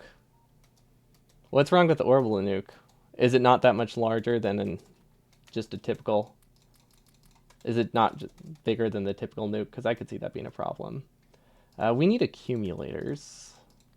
Bots are going to bring stuff to us that I don't really want, but that's okay. We need accumulators, we need landfill, we don't need a wall, we need a cargo landing pad, we need Big Bertha. I think as long as we just bring a couple, we should be okay. What is a manual Big Bertha? Wait, what? Is that a separate unit? Or is what? Why can I request that? Huh. I don't think that's an actual thing, is it? I think there's just some weirdness from another mod that we have. See, it's optional because UPS degradation. It is very nice, but yeah, burners are already pretty bad in terms of UPS. I can imagine not wanting it to be worse. The same blast radius, but with the bigger cost of each shell. Gotcha. Yeah, and they're already pretty expensive. Well, I mean, more that I'm just really poor. Okay, are we waiting on bots still? No, they brought us everything. Okay. I think 3 big Berthas will be fine. Because then we could put more of them. Like, if we put 1 on each lake, I think that's a good start. And then we need a little bit of power for the inserters. We don't need a buffer chest. We do need a chest to hold the spare rocket parts. So that means we need a filter inserter, we need a chest, and we need an assembling machine to compact them. So let's grab that. It can just be a blue assembler, should be fine. Weapon delivery is simply too expensive to use. By the time you've made the ammo production, you could have energy 3 and plenty of beams set up. Beams is in the orbital delivery things. Do people actually use those to clear bases? Are they that effective? Like, I've heard of that, but I thought it was just a joke. Also, do we have any bots on us? We do. Okay, so we do have personal bots. I think this is everything I need. So yeah, let's go make some biter killing spots. If we really wanted to, we could do more of them. We could do pairs. That should be fine. We have enough solar panels, we have enough accumulators. The energy beam weapons are basically the same as the CMEs. I haven't actually seen what those do because we blocked them. I think I remember them from the first one. They're like a giant laser that just kind of moves around really slowly. Does that get effective if you have a lot of them? Because it seemed like it would be tough to destroy a base with it from the little I've seen. You need 10 times the iridium production that your science uses in an in-game factory just to clear a planet with them. Okay, yeah, I can see how that might be just a little bit pricey. Just a tad. Okay, and then landfill, we need... I think we should only need like 500 landfill per lake coverage. So I think if we do one here, that should get this area. Can we put a waypoint? Is that a thing in this game? I don't think it is. But yeah, I think this lake's an option. Honestly, actually, this lake's probably better.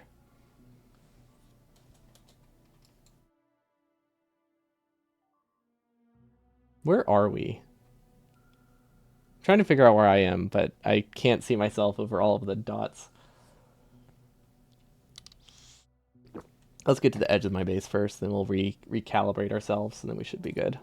Ah, there we are. Okay, so we need to fly down there. That's not too bad.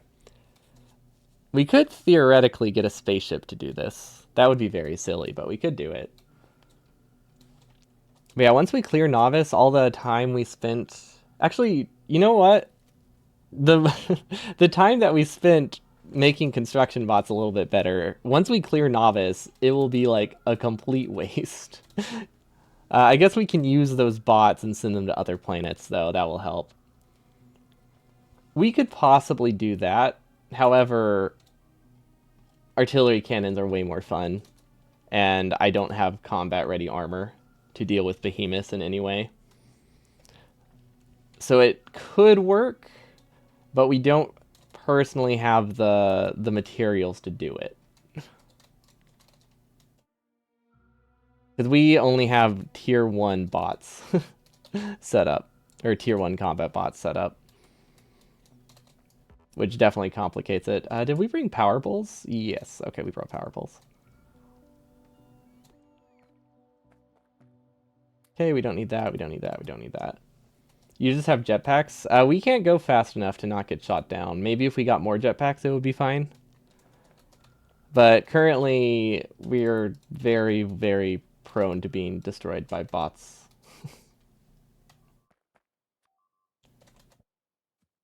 Or be destroyed by spitters.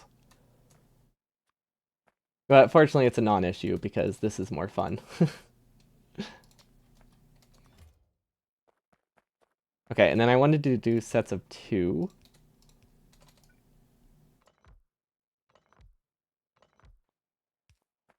Okay, and then we'll need some solar panels. Actually, why am I doing that instead of a substation? There we go. Ooh, look at that. Hopefully I'm okay with this spot because they've already delivered ammo. No going back now. So we'll put this in a storage chest for now, I think. Mostly because that's all we have. I actually wanted to put it in a requester chest, but that's okay. We need capsule, I think, space capsule. And then we need an assembly machine, inserter, filter thing here for regular. What are they called? Parts, I think. No, they're not called rocket. They're called rocket something. What are they called? Sections? Cargo sections. There we go. And then this is packing. Nope, that's a cargo section. That's not packing. There's the packing. That's unpacking. There's packing. Okay. This should be good. This will pack 70 down into 12, so this can support... not enough. Let's do that. I think that would be better.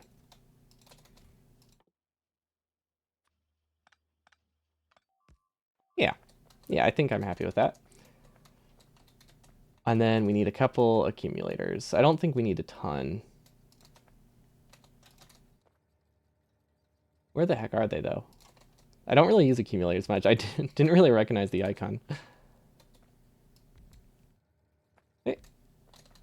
We could do math, or we can just place like 20 of them and call it good. Because these only need... they do use 10 megawatts to run. What uses... I thought it said kilowatts. No, it does say kilowatts. Wait. I don't know how that works. But they seem to be working fine. So I guess it's okay. I'm assuming it has to do something with peak production. Maybe it uses 10 megawatts while scanning and 10 kilowatts while firing. I don't quite understand it. But as long as it fires faster than they can bring back the bots, we're okay.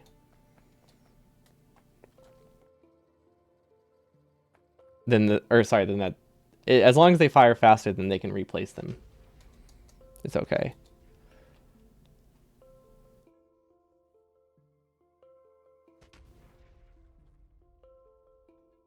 Yeah, 10 megawatts firing would also make sense. I know they have like giant radar things in them.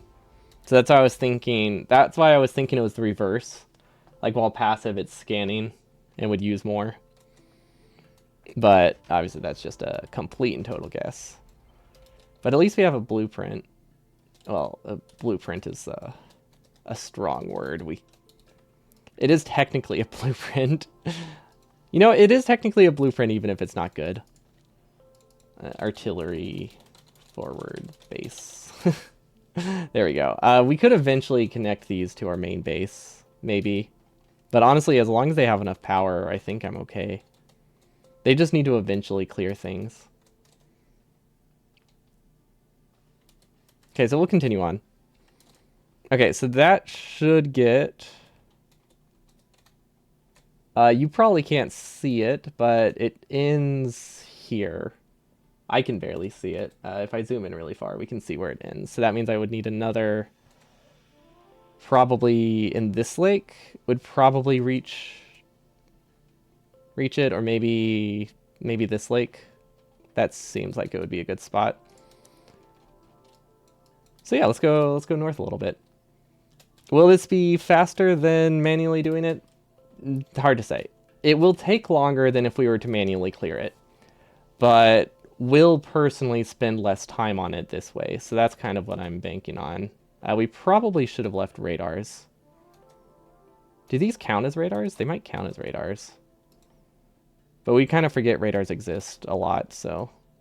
Oh well, happens. Which lake did I say? So it goes here. So I think I wanted this one. Ooh, this one would be pretty good. Although that's a bit too close to that base. That might not be out of range. So maybe this one.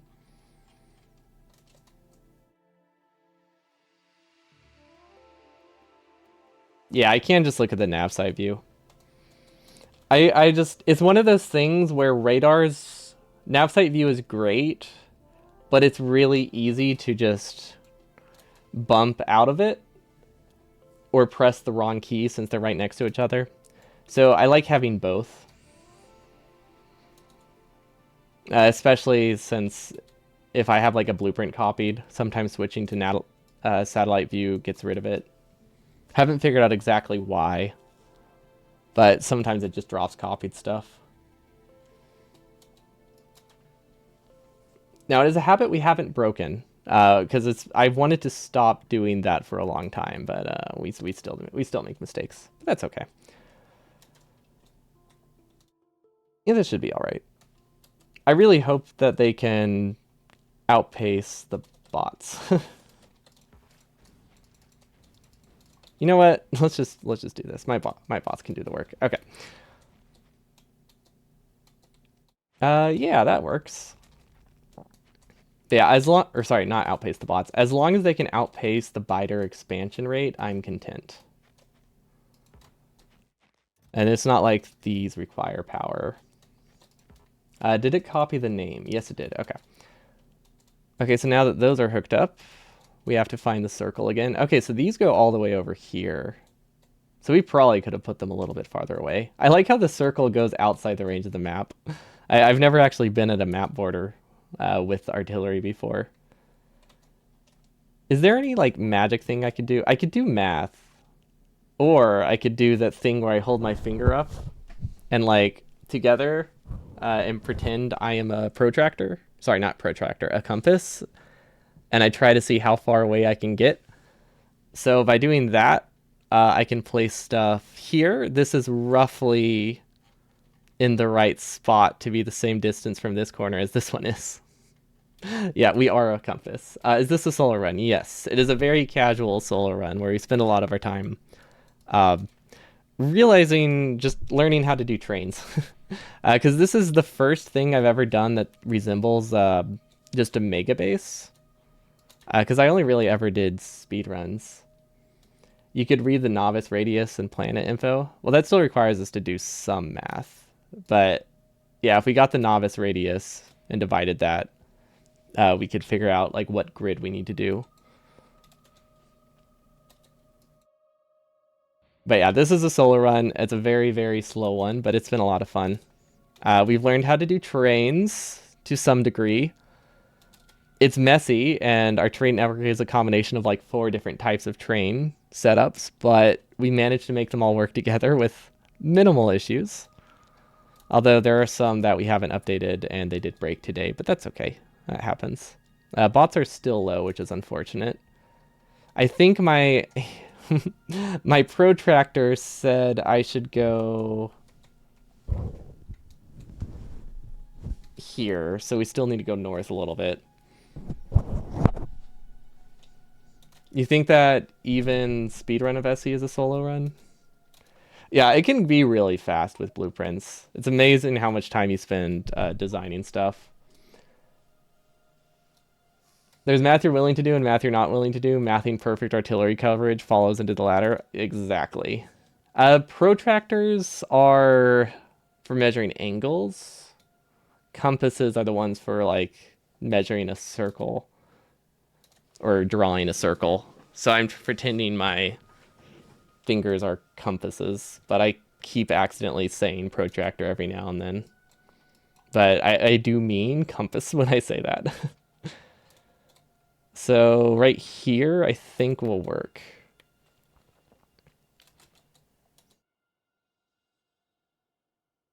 Protractors are cool though. We don't use them. Oh gosh. Uh This is terrifying. I thought there were significantly fewer biters here. But yeah, I have not used protractors that much recently, so I haven't used a compass recently, but I've used protractors more recently, so that's the word that I think of, even though they are different things. One day I'll be good with the language that I know, right? One can dream that eventually I'll know English. This should work.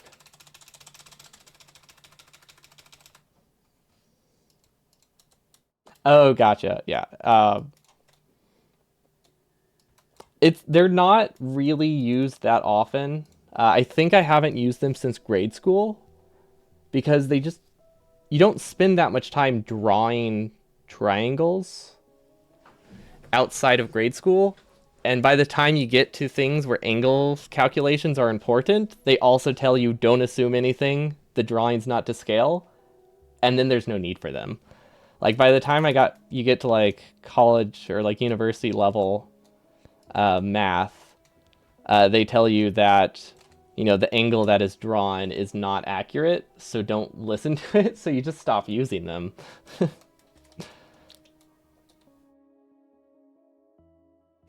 Which is unfortunate because they're cool. I don't know why. It just always felt fun to own one. Also, this is I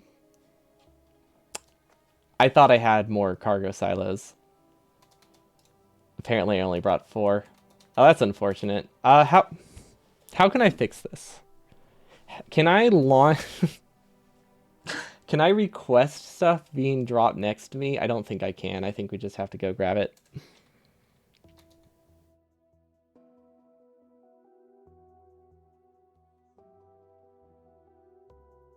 But yeah, I used to have like a really cool like blue and pink one. It was awesome. And then I'm pretty sure I found like just one on the ground one day and was like, heck yeah, and it just had a cool design, but I don't know where it is. And then I just found like a purple calculator and like on the floor of a class sometime. And it was just like, cool, free calculator. Like it wasn't a good calculator, but I just someone had dropped it or like put in lost and found or not lost and found. I think I spent a quarter on it. It was like a garage sale thing. Not that's what it was. The thing that I found was a little like belt clip. You had a very high-end protractor in middle school. You don't think it made you cool, but you thought it was cool. That's fair. No, that does sound really cool. I've never had a high quality one. I had a higher quality one than the ones we used in math class. But that was a pretty low bar because that was pretty much to just teach us the very basics of geometry.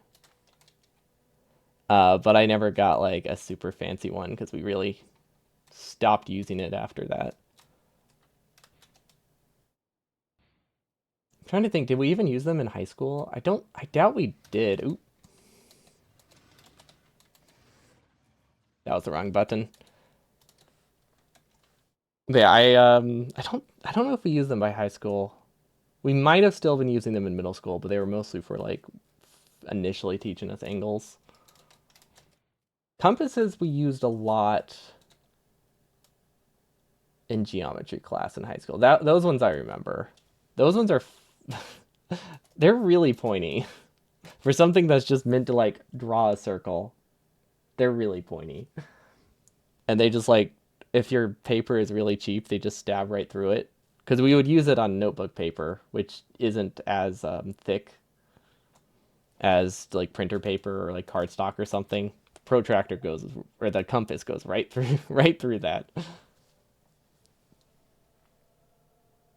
Basic geometry in math class. You forgot how American education works. I don't know what that means. Where else would you learn geometry?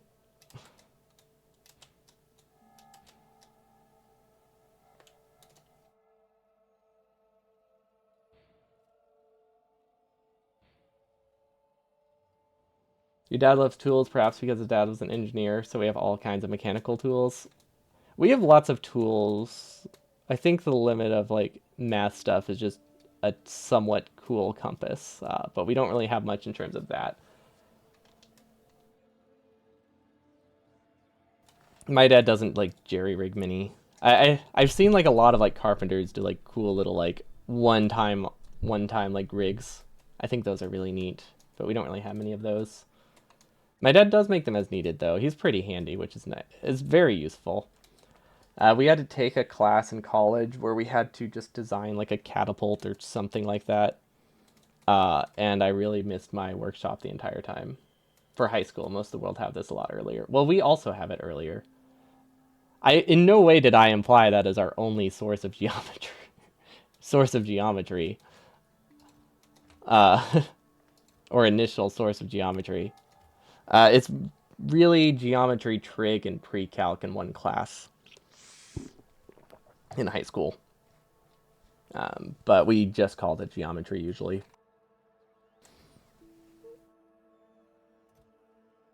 But yeah, it's not like when we learn basic geometry. That starts at like second grade or something.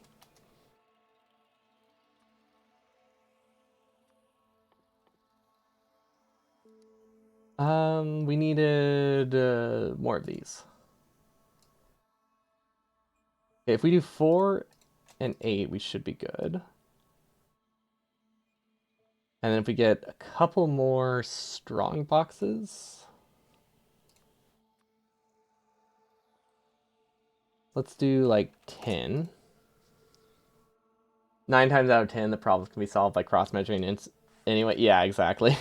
Like, at the end of the day, just drawing a line from something you already have, or just measuring a couple of values works.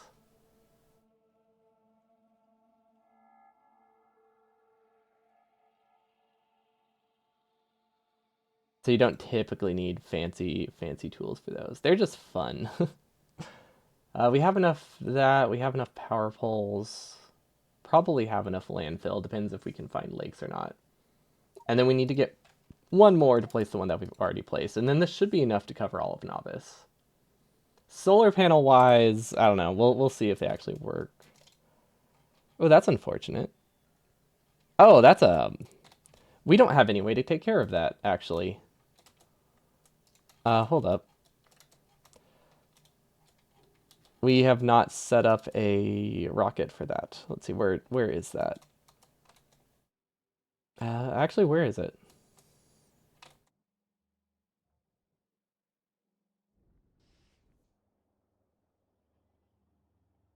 Huh. Never mind. Well, technically, this will work. Yeah, okay. If we just repurpose this one, we'll be okay. We'll just request like 30. We should be good. In CE, most problems can be solved with adding or removing one. What's CE? Civil engineering? Just round everything by like 100% and then everything is accurate. That's always been my... Well, it doesn't really work if you're physically building something and you needed to line up. But if you're estimating something, just round by 50% and you're good. Like 2 is basically 5, you know? That's generally how rounding works. My friends never liked me for it, but I mean, it works pretty... It worked pretty well. Worked pretty well. CS, computer science. Ah. That would also work. He said his dad was an engineer, so I was thinking maybe it was an engineering thing. Oh, it could also be computer engineering. Or civil computer science. Gosh, there's a lot of things that could stand for. But I guess adding or removing one does make a lot more sense in that context. Good old, what, index at 0 or something. With the lists. I still don't get it, but like I'm used to it, but like I don't get it. Don't quite get it. Okay. We left it up there. So we might die. Our controls for getting back on the jetpack are a little bit tricky to press, but they are possible, and that's what matters. I do like how clear most of the Nauvis is. Like, the artillery we had has been doing a really good job. I'm hoping that there's some kind of round robin with how artillery works in this. Not artillery, with how rockets work in this, because we do have one artillery section that can fire a lot faster than the others, and I'm worried that's going to take all of the ammo, but maybe it's not a problem. Your granddad was the road engineer. Okay, so that would be civil. So it unintentionally works. Or unintentionally does line up with that. But yeah, that's definitely not still different. It simplifies a lot of math. Is that the point of it? It simplifies some things. Like, it's easy enough to get used to that it's not a problem. So if it simplifies math, I could see how that makes it a lot easier. Okay, well that will eventually get ammo. No, it won't. Now it will eventually get ammo. Okay. So now we do our little circle again with my biological compass, which, oh wow, the range of these is really high. I feel like this gets larger every time. So if we place something on this lake, we should be good. And then that, I think, leaves a very small subset of Nauvis that is unsafe. So let's go back to the safe area so that way we don't have to fly through biter bases the entire time. We should have been like we could have been throwing combat robots as we did this. Oh no. Ah, okay. We were able to slingshot our way out of that. Imagine if your ruler started at 1 instead of 0. That's going to make a lot of problems. You say that like I haven't seen rulers that start at 1 and they are awful. You were right. It sucks. I had a work I worked at when I worked there was one place I worked and they had just like a bunch of cheap rulers that started at 1 and they didn't start at the end. They started at like 1.5.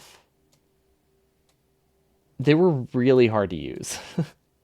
Like it was one of those things where like you know how you go in the back room and you like snap tongs, not tongs, tongue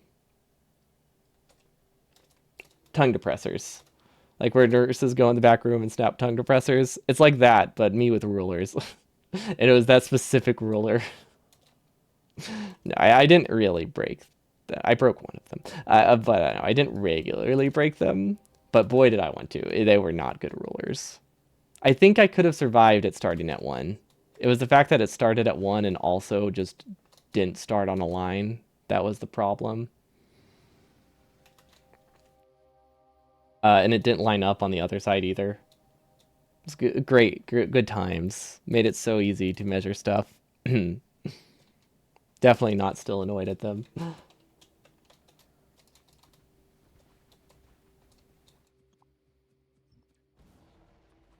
Okay. I'm glad we have personal robots. That makes this a lot easier. Okay, yeah, it's way easier to set stuff up when we actually have the resources, huh? I feel like every time we place them, they get larger. Oh, it's because I'm just zooming in less. I was like, why does my finger feel like it's not nearly as spread out as it was earlier? Yeah, it's because my zoom level's changing. Just ignore that. I think this lake is good.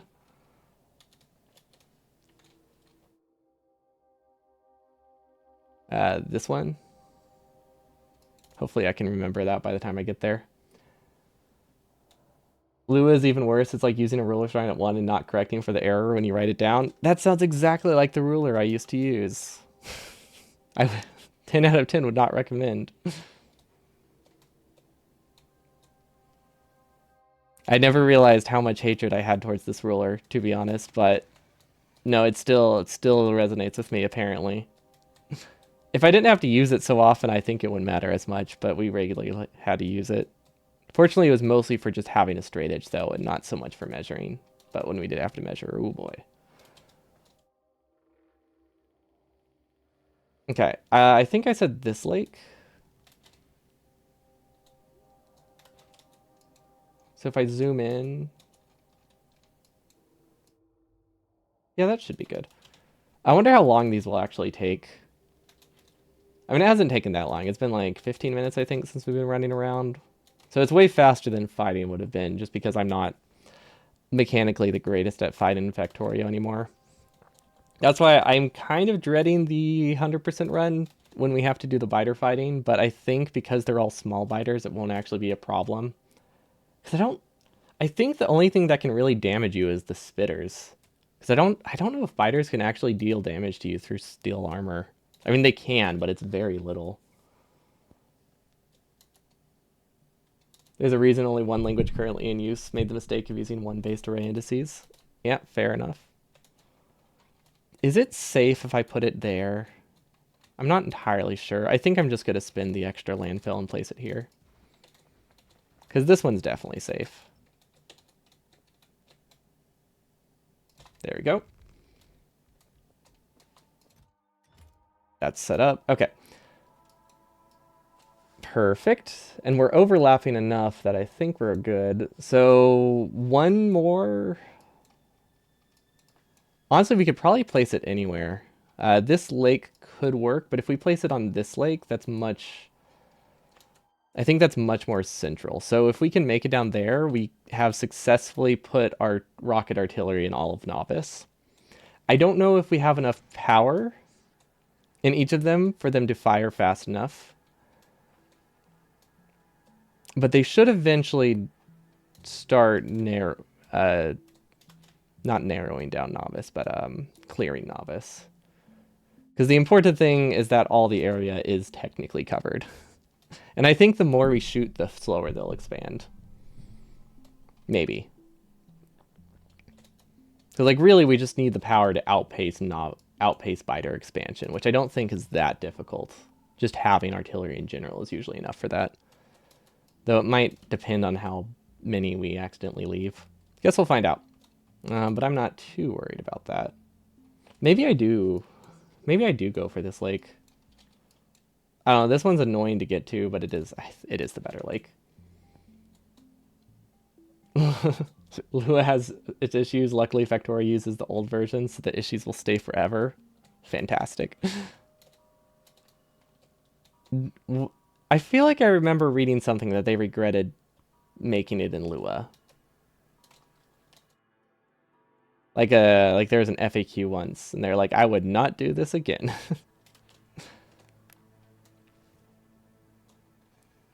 But it seems to run well.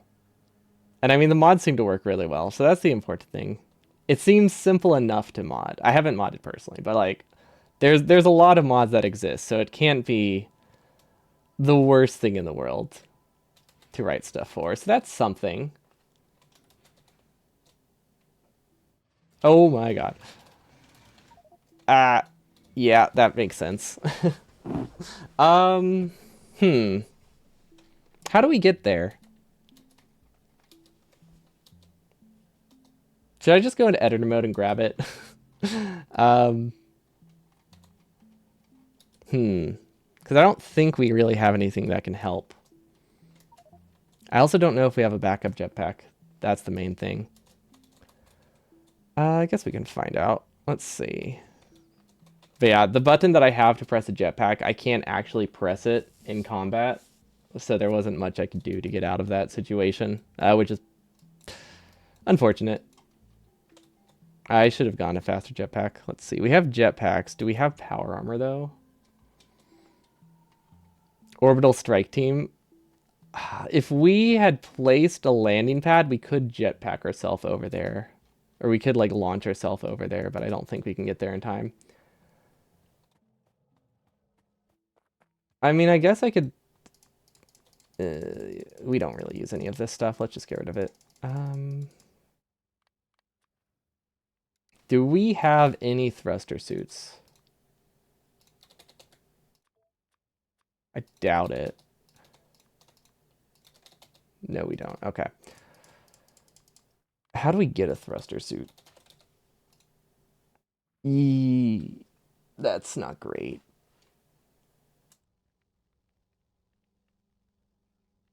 What kind of weapon do we... We don't have any weapons either.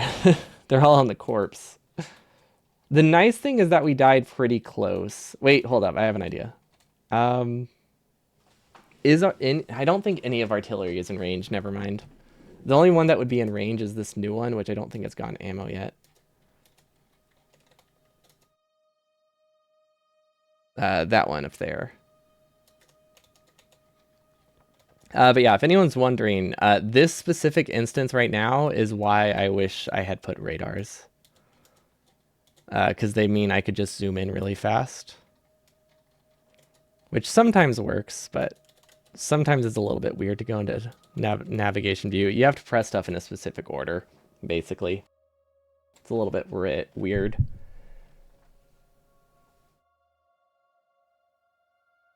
Factoria's modding interface is very good. Lua is mediocre. Okay. So it has some benefits? Or it's good enough to work, I guess, is the main thing. Because mediocre is definitely better than bad. Mm,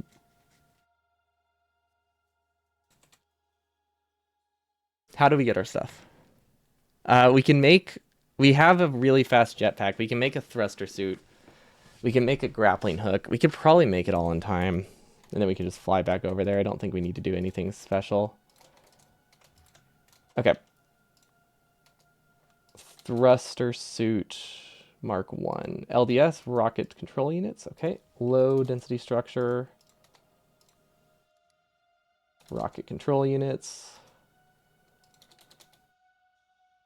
Glass, heat shielding, life support. Glass. Heat shield.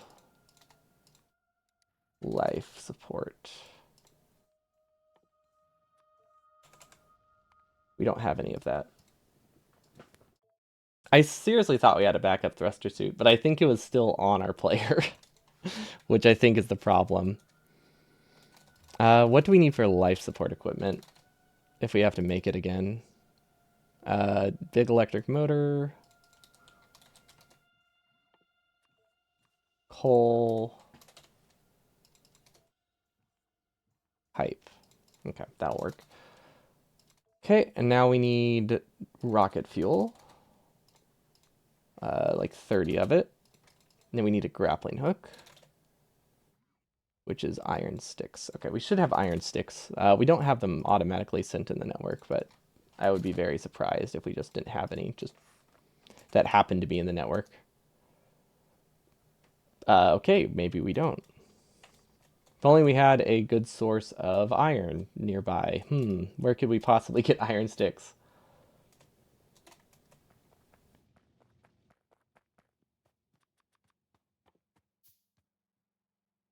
Oh wait, that's grappling gun ammo. I also need steel. Okay. That's fine, I think. Okay, that'll craft fast enough. Then we can do life support.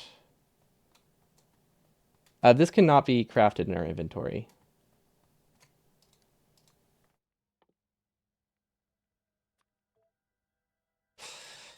That's annoying. What do we need for a life support facility? Pump and assembly machine. Okay. Pump. Assembly machine. Okay. Where did we leave our stuff? Yeah, this is what happens when we expand outside of our network, I guess.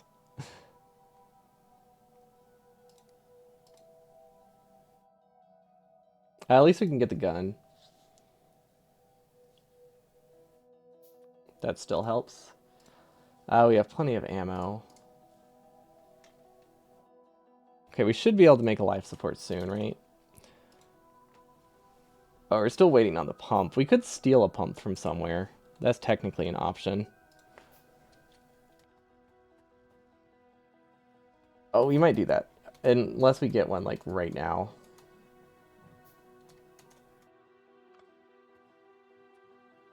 That works.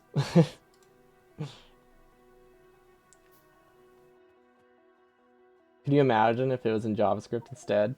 Running JS outside of the browser was not a thing by then. JavaScript is probably the one I know the most, or I'm used to looking at the most. I wouldn't say I know it, but there's an idle game I play that uses JavaScript, so I spend a lot of time looking at the code. And I kind of understand it. I understand more of it than I think I would most languages. But I still wouldn't describe that as understanding it. But it seems great for browser-based stuff, at least. Until Chrome breaks stuff, then it's less great. Thruster suit. We still need LDS, okay.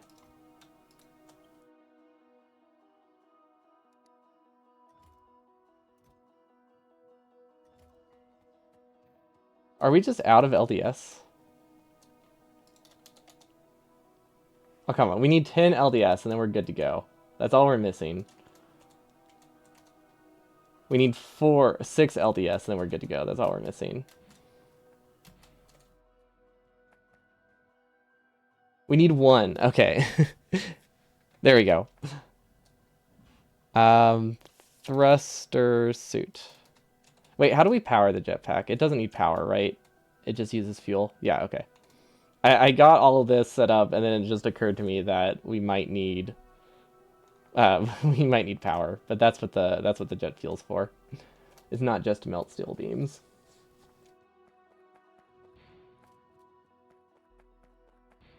Okay, I think we technically have enough time. We have like 10 minutes or so. No jetpack fuel in inventory. Wait, what? They never delivered the rocket fuel?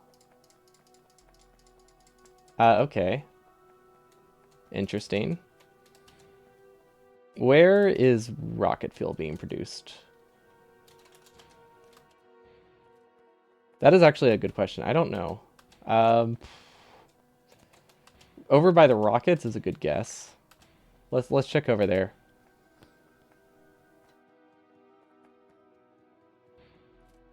Ah, rocket fuel. Okay. Wow, this is pretty fast. I see now how you can I see now how you can avoid getting hit because this is really zippy.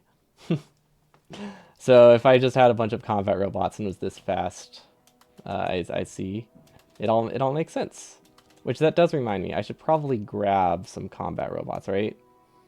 Do I have combat robots? I don't know what tier of combat robots we make. This might not do anything. We could grab landmines. I don't know if those are still useful this late. They're probably a little bit outdated at this point. I'm pretty sure that we only make defender capsules. Yeah, because we never actually set these up. We considered it, then we decided to stop using them.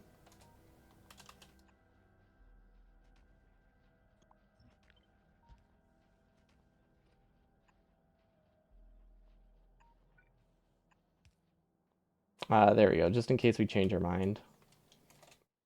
Okay, we have defender capsules. They're not going to do much, but they might do something. Construction bots are... Okay, construction bots is plummeting again. So, don't know what happened there.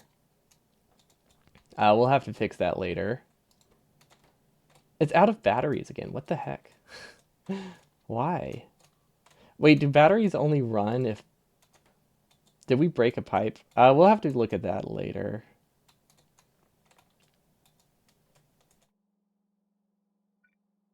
Never mind. Very easy fix. Okay.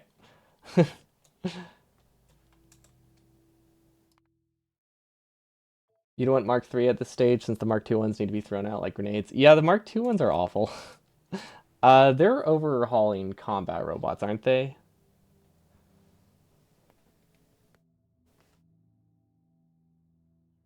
Because I thought I read something about that. Because the tier 2 ones just are...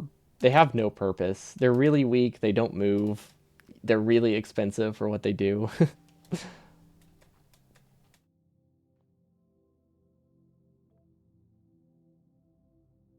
Okay, yeah, we're just gonna make some backup saves and then we'll go for it.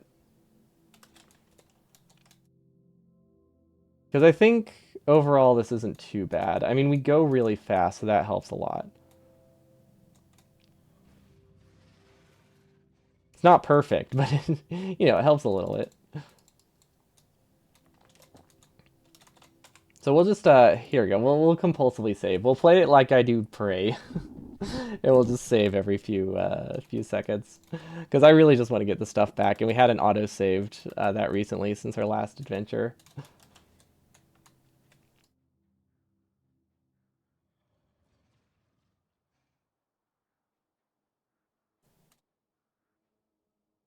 I'm hoping they can just kind of clear some biters. They might be completely useless though.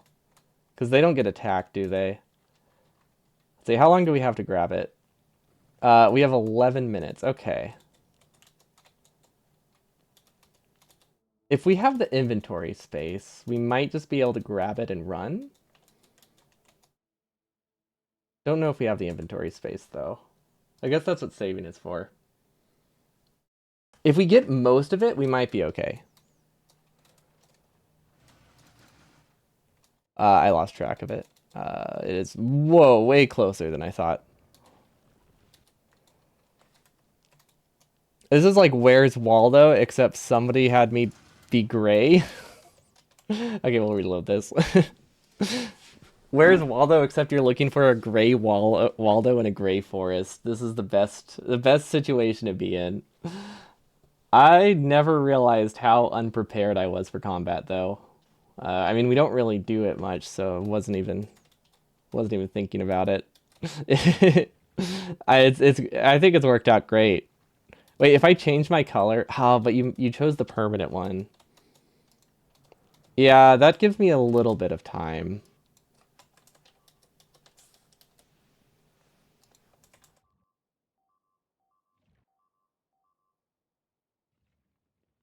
It doesn't give you much though.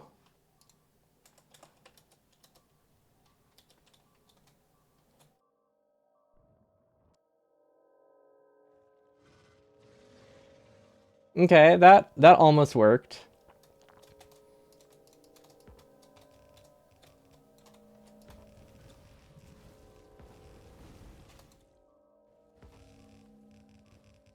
Okay, maybe this will work.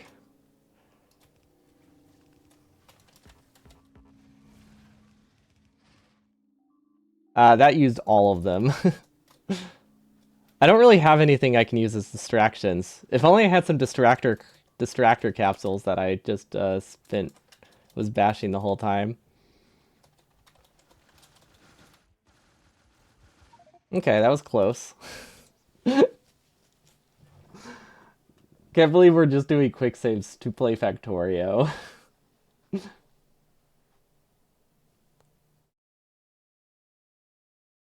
But we got this. I believe we can do it.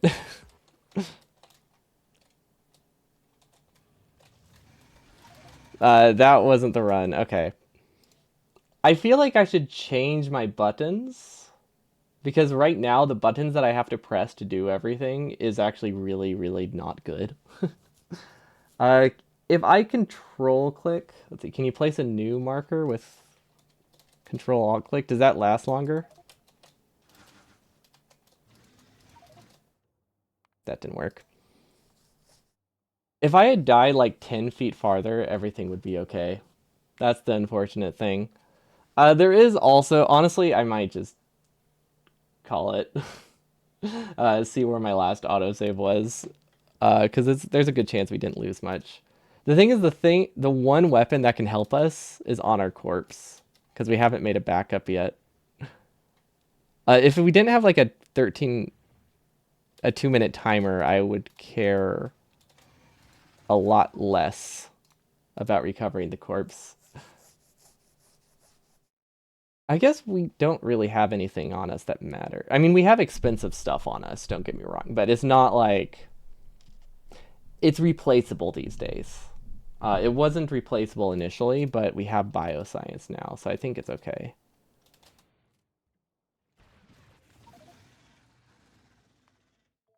I feel like this won't work, but we only have 3 minutes, so it's not like we can go and get new weapons because we had to make everything we needed to get a thruster suit. We kind of don't have many other options.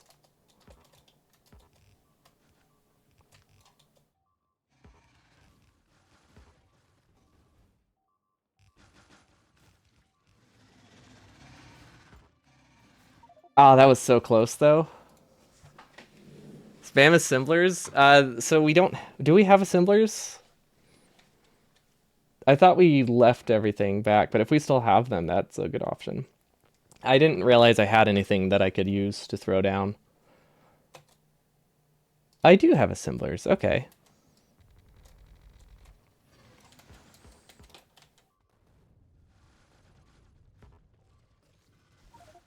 Okay, I think that'll work. I thought we left them because we cleared our personal logistics, but they must have sent some bots before we cleared that. Okay, so that is our best hope. If we do assemblers, maybe we do assemblers and landmines.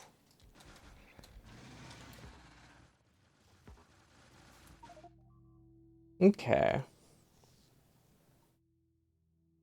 I wish I had a chest. Can we make a wooden chest? Because like the issue is I don't think I can grab everything for my corpse, and it's gonna grab the stuff I care about least first. Um,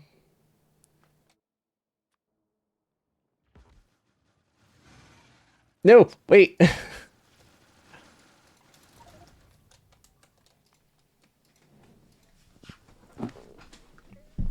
Okay, maybe we're fine. It's getting closer. I wonder if we still have a railgun. Ah, it's too late. It wouldn't be on us. We have a railgun in our base. We should have brought it. I don't know where it is though. Might be in space.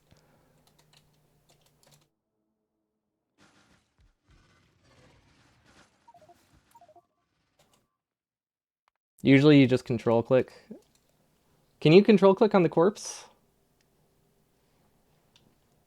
The issue is I don't have enough space in my inventory to grab everything. But I thought you couldn't control click a corpse. If you can, that would change it. That would definitely help a lot.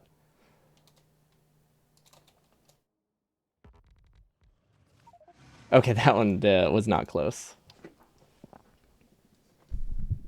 If we can get the biogun, everything's okay. We get the biogun, we get armor, then we're okay. But we won't be able to get armor. We can get the biogun though. You need to open. Okay, yeah, yeah. So the issue, usually control clicking twice works because it grabs better armor that has more inventory space. But it doesn't work if you have stuff in your inventory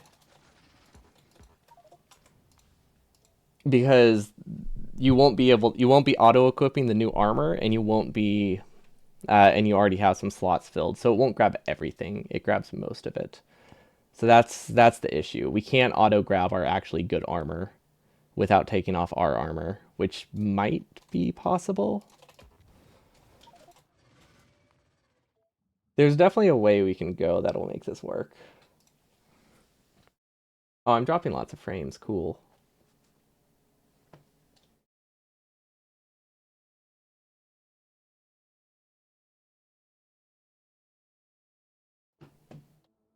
We don't have any artillery near us.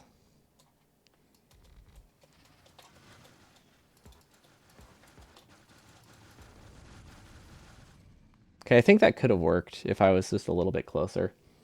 But yeah, that was like the first thing we thought of, but we don't have artillery. And we don't have enough time. We only have 2 minutes. That's why we made a save, because otherwise it gets deleted. I think. I actually don't know what happens when the timer expires. Pretty sure it gets deleted, right?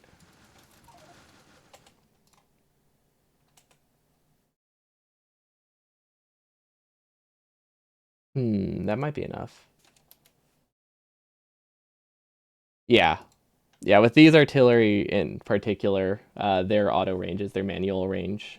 So we don't have any, like... That was weird.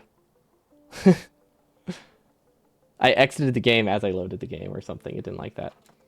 But yeah, they don't have any additional range over what they already can shoot at.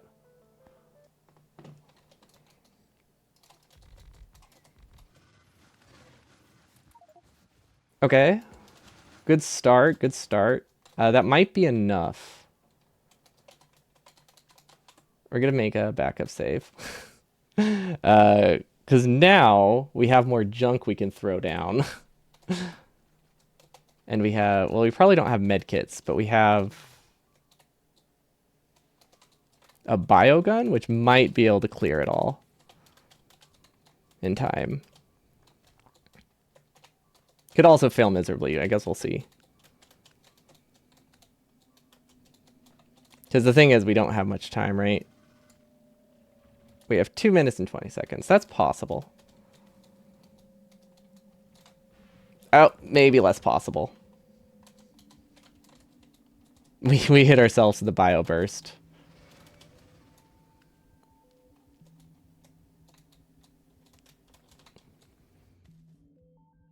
We do. Well, it has a range, so I was hoping it would like kind of spread out. The lack of armor is definitely a problem. I'm assuming we did not pick up anything useful, right?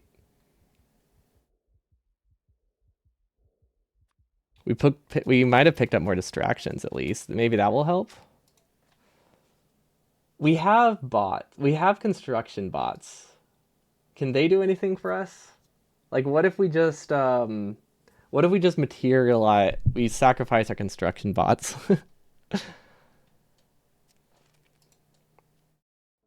Gosh, I wish I had health kits.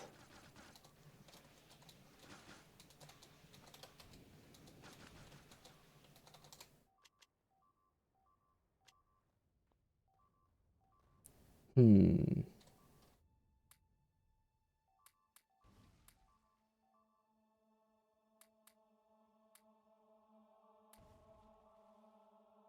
Most of the stuff we don't need.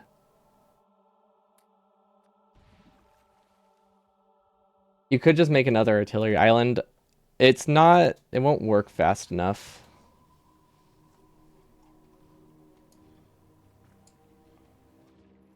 Like, my stuff just gets deleted after the 2 minute mark, right? Or does it just become fair game to everyone? That was weird.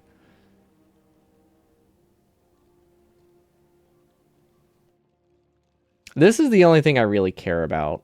That's because it has something that I can't replace. The rest of the stuff is fine. It gets deleted. Okay. We might... Okay.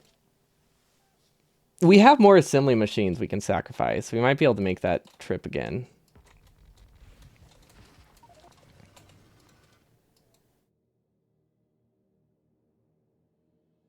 And then we can get our final stuff. Because all I really care about is the Big Bertha and the armor. Normally, plopping down artillery island should take just 40 seconds. The thing is, we don't have artillery ammo ready to go. So, like, sure, that works, except for the fact that we can't get power or... We can't get power and we can't get ammo fast enough.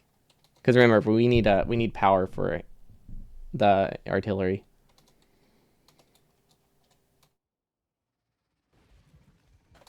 The issue is the biogun doesn't have enough range, so I can't get close to the corpse because I don't have any armor. I feel like there's definitely a solution, but I don't know if it's a solution I'm mechanically able to do these days. So it probably isn't going to work out. I'll probably just go into editor mode and cheat, because I honestly do not care. I mean, as it stands, I don't even like playing with biters. I have solar panels. They're not fast enough. Like, we can't fire enough artillery fast enough. I don't know. Are fish able to heal?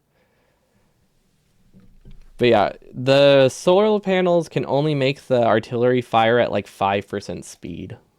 We just don't have enough power.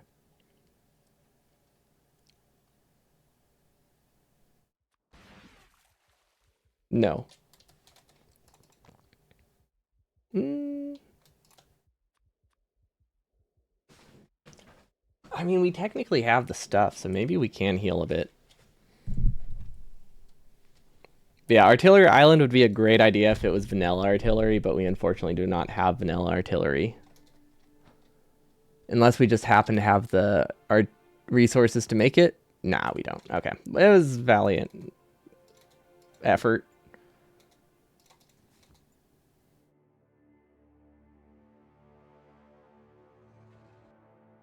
Yeah, if we heal a bit, we might be able to make it. Because I don't want to cheat. I'm not opposed to it, but I don't want to cheat if I can avoid it. Okay, we'll do 5B now. We'll delete all of these and we're done. But now that we've crafted the med packs, I think we only have like 2 minutes, and I don't want to really lock myself in. Ooh, that was the wrong way.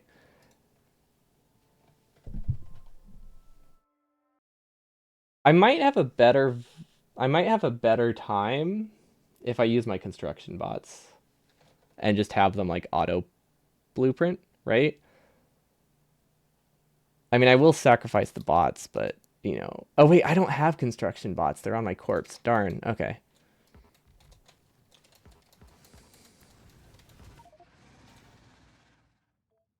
I feel like it's denser than it was before. I don't know what's changed, but I can't get as close as easily. It's like they're more on edge, or I'm just placing the assemblers in a different spot. But honestly, it probably just has to do with where the biters happen to be pathed right now.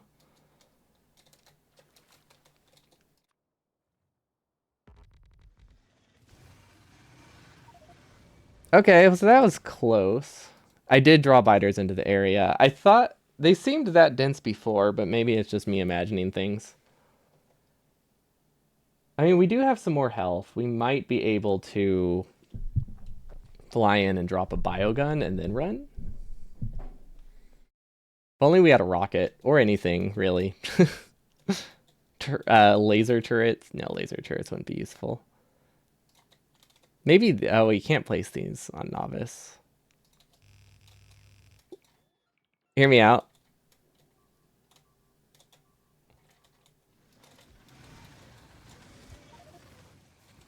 Okay, so I thought they would attack the bots. um, I guess they're not really aggressive towards bots. My idea was to just have them all shoot like 150 bots and then I run away. It didn't work. It didn't work. But I thought we had an idea. What if we just let's try luring them away. I think we're gonna have to do it with a grappling hook though. We can't use a grappling hook and a biogun at the same time though. Release bots too soon, maybe.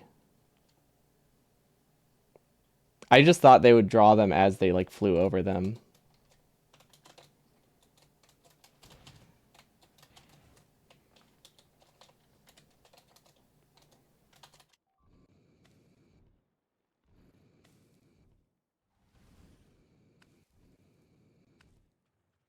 Do biogun, can you even destroy these guys with a biogun?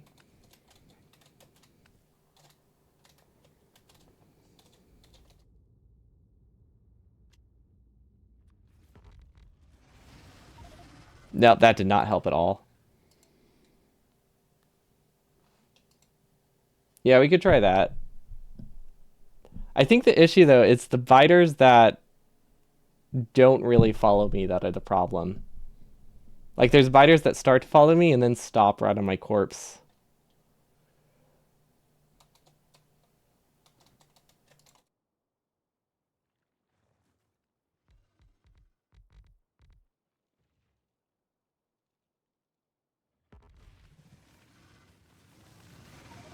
Yeah, I don't think I can do this. Not with my health right now, so we're gonna have to just cheat.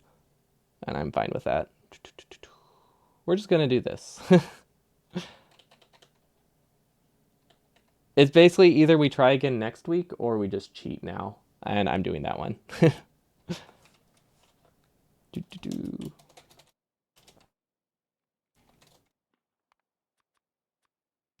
So we're just gonna do this. Where's the corpse at? Actually, where is the corpse?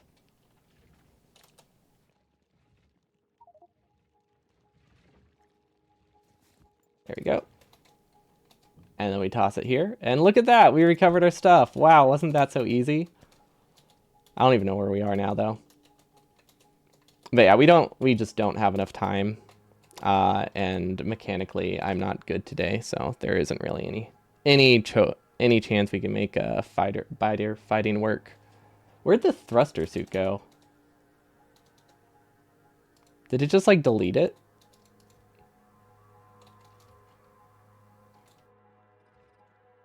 Wait, where did it go? Did it like auto equip into my editor in inventory? The key to using the biogun is to be able to use your jetpack, which we're not able to really do right now.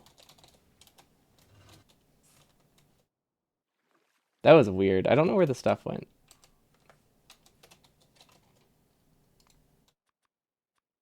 Oh wait, we have stuff. I don't know what that stuff is.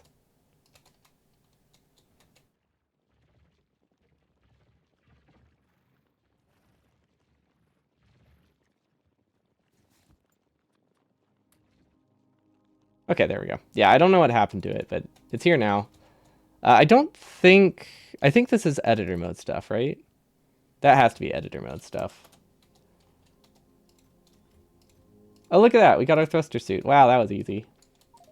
Yeah, I did die on the island. Look, it even spawned my stuff in a chest. We actually have like a graveyard mod installed. Nobody's really noticed yet because we don't fight that much. But yeah, it's like one of those Minecraft graveyard mods where all you have to do is step on your corpse.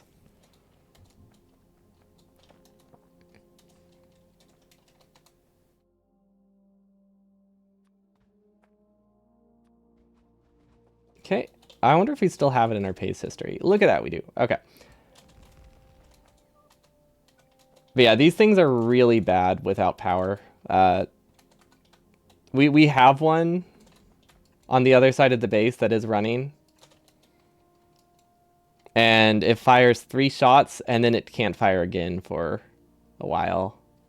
Those bursts are just a little bit too slow to do much damage. Combine it with the fact that I would just have to mechanically do stuff.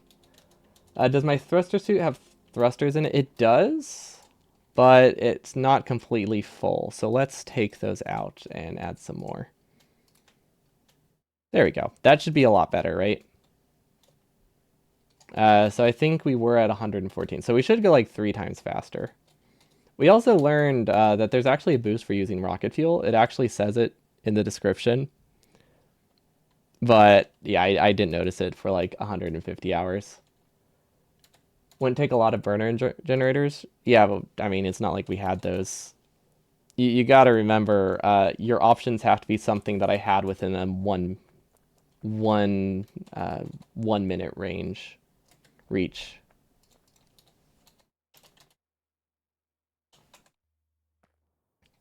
We just didn't have the time to do anything more. Yeah, rocket fuel is the best. Nuclear fuel lasts longer, but you don't go as fast.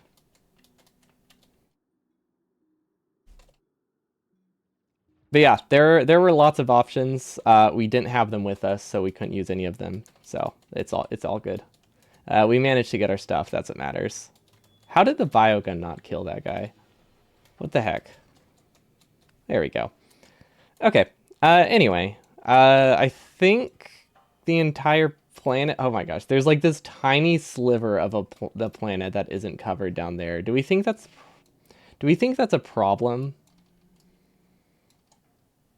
Like worst case scenario, will that cause any biters to spawn? Should I take care of that? I have the landing pad, yeah. So if we just make another one in this section of the lake, we should be able to reach it. Another option is there. It's a problem for future me. It's a problem for future me. I will never remember it.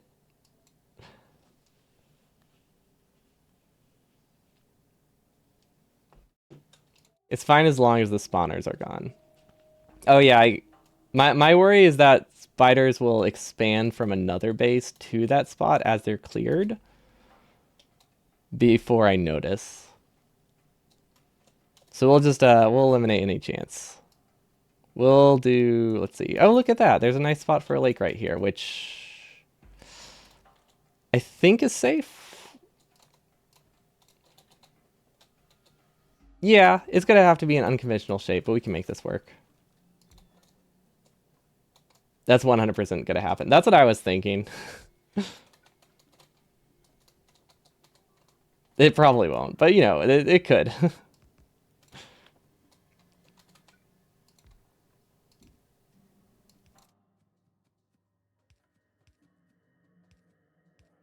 Okay, so now with this out of the way, artillery covers every inch of the world, I think. Maybe a couple gaps in here. But it looks like we've covered the entirety of Nauvis now with artillery. We cut it real close here, but it is technically covered. It's going to take a long time for them to clear because we're powering them very slowly, but honestly, he's done a decent job. He's probably cleared like this many. Train out of fuel, what? coal load, coal unload. Okay. Yeah, that makes sense. We didn't fix it. How can we fix that? You know how... Oh, I know how to fix it. Wait, I know how to fix it. Where is it? So first we change this to and. Or you just move it entirely. No, let's do and. Now we delete this.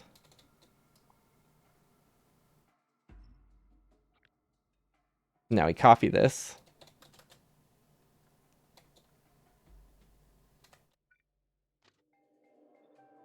But we just do the train. This isn't working.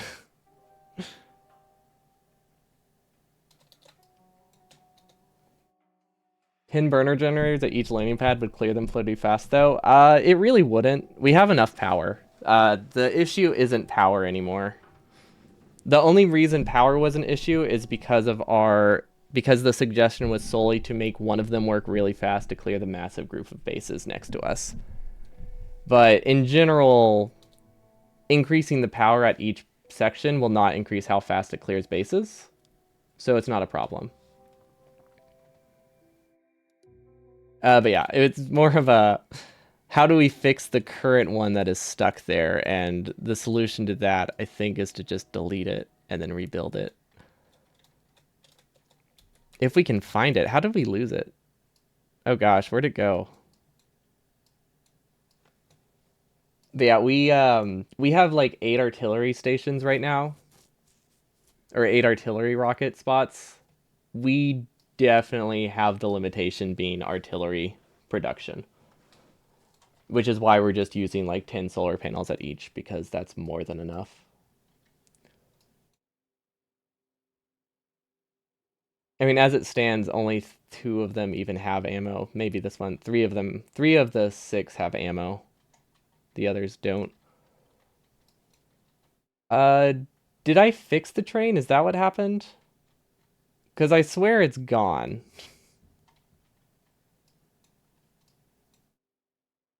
And I'm really confused. Because I didn't remember successfully fixing it. There it is. Okay. So we should have this. And then we can copy this one. And we can put it back on the other side. And it should copy the fuel that's in this. And then bots can fix it for me. The other option is maybe chaining to the end. But we kind of have to wait for that guy, don't we? That shouldn't take too long. Oh, look, he's already there. He already has a purpose. Okay. So theoretically... that's empty. That doesn't work. That doesn't work at all. That's unfortunate. Okay. Does this train do anything? It really doesn't. It is actually useless. So it's not blocking anything, right? No, it's not blocking anything. So we'll just disable it. This was one of the trains that adapted my old system to my new system, so it doesn't do anything anymore. But yeah, I think our artillery is good. They'll eventually get a distribution. I might decrease the cap of each of the train stations for a little bit. Or the cap of each of the rockets. But honestly, it's fast enough. We launch a rocket every, what is that, 5 to 10 minutes? Yeah, that's good enough. They'll eventually get around. That's what matters. Like, I'm just happy knowing that Nauvis will eventually have 0 biters in it. Which means our construction bot production should eventually be completely positive because we'll never lose construction bots. And that will be very nice. And I think this was technically faster than getting to Bio 4.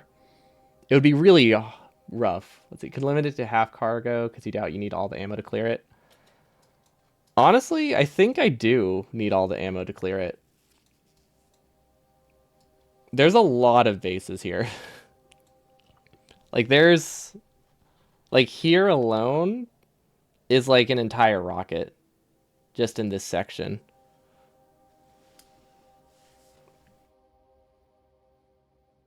Because the AoE on artillery is pretty low. So every artillery is only like what, one to like four worms probably. Because this is let's see, where's the first one we fired? It's already down to like a quarter of a rocket, and it's only cleared the stuff that was right next to it. I think that's over here. Yeah, this is already down to 50. And all it's done is shoot this section. So I imagine each one is going to need like 2 to 4 rockets, or 2 to 3 full rockets. So there's no real need to limit it. If you could tell it to avoid worms, we could probably save a lot of rockets, but I think it gets worms regardless. So we'll save it. Then we'll fly back to our base. Also, I'm realizing now that I'm probably going to try to load these, so we're going to delete these. Because I will think that they are the most recent if I don't play this for another week or two. Or when I don't play this for another week or two. But hopefully we have enough rocket speed that we can outpace most spitters, even if we fly directly towards them. Nope, that is not true. It almost worked. I was really curious. I wanted to test it. How fast do you need to be to not be hit? Like, surely it's possible, right? Like 500% could do it. I imagine that will be fine.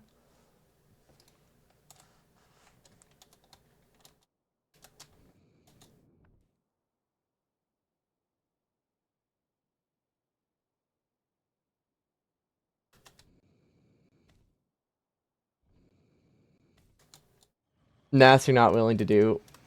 Is there even math you could do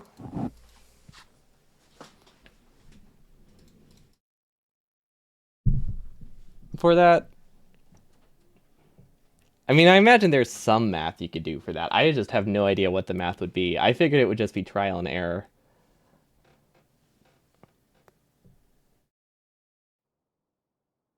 Also, yeah, I thought I was on the grappling hook last time. Maybe we just chill here. Honestly, we don't need to leave the island. There's very little we have to do. Also, that looks really cool. They're targeting like a row of people like that, and that looks awesome. I don't think I've ever actually seen an artillery stream that looks like that. I think that's the first one that's targeted expansion bases. So I don't normally have that as something I have to worry about. But anyway, that's enough for me. I'm just happy that Nauvis is officially cleared, and realistically, we don't need to worry about biters ever again. Within reason. But most of the planets that we want to go to, we can either clear completely really early, or we can just go to planets that don't have biters at all, that are just kind of worse planets, but then we don't have to worry about them. You'd probably need to clear the spitter's radius in the time it takes the spitter to fire. Oh, that's a good point. That is math you could do. For outpacing expansions, the timer is fixed and only one group is sent out to expand at a time. Like per planet?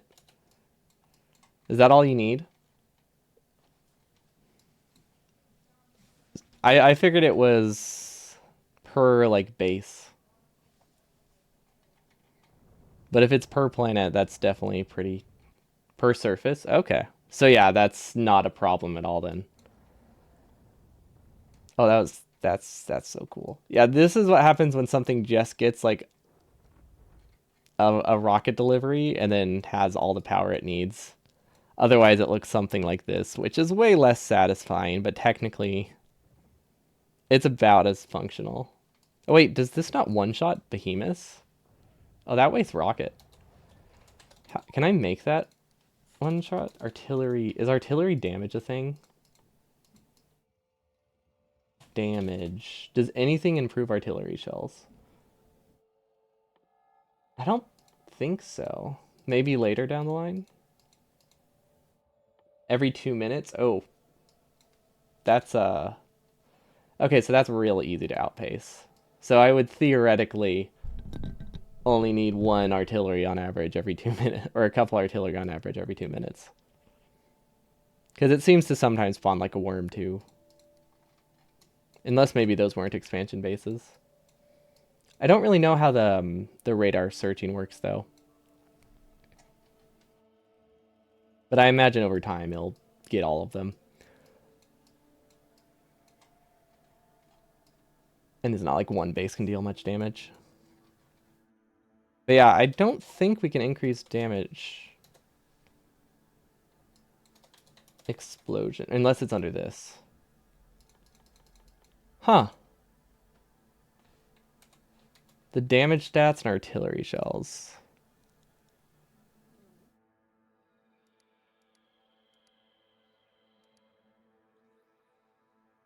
500 physical, 500 explosion. I just don't think they have anything that can boost it. There's a maybe it's like shooting speed is good enough, but none of these have the shell icon. Okay, so I guess we just have to accept that behemoth worms take two.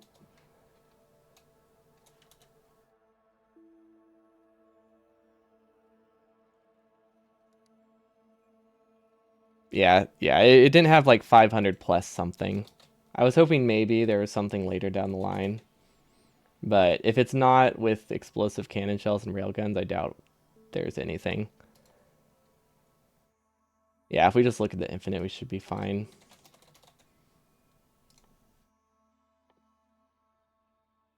Oh well. Plague Rocket. Wait, Plague Rocket can get extra damage? Isn't that the one that clears the planet? Why would that need damage? I guess if it's slow. But that's it for me today. We'll be back tomorrow with a meme run. It depends how Tice's mod is going. I don't see any reason to finish the current run of shoot and scoot we had because we made our goal. We've tested every weapon, and we've got to bots. So it's pretty much just how fast can we do a normal rocket launch with bots at this point now. There's no really change from the mod. So we'll probably do Factorio 2.0-ish. We'll probably start that mod pack. It seems like a good time, a month before the expansion too. So yeah, I think we'll be playing around with that. Won't be ready tomorrow. You need at least 2 days. Yeah, I figured it probably wouldn't be, so I was planning to do. I figured I'd probably be doing something else tomorrow. So yeah, if that one's being redone, we might as well wait a week or two for that one. So yeah, we'll start the janky 2.0, Factorio 2.0-ish, whichever one you want to call it. But I hope you all have a wonderful evening, and I'll see you all next time. Peace. And yeah, it does seem really fun. I'm excited for it.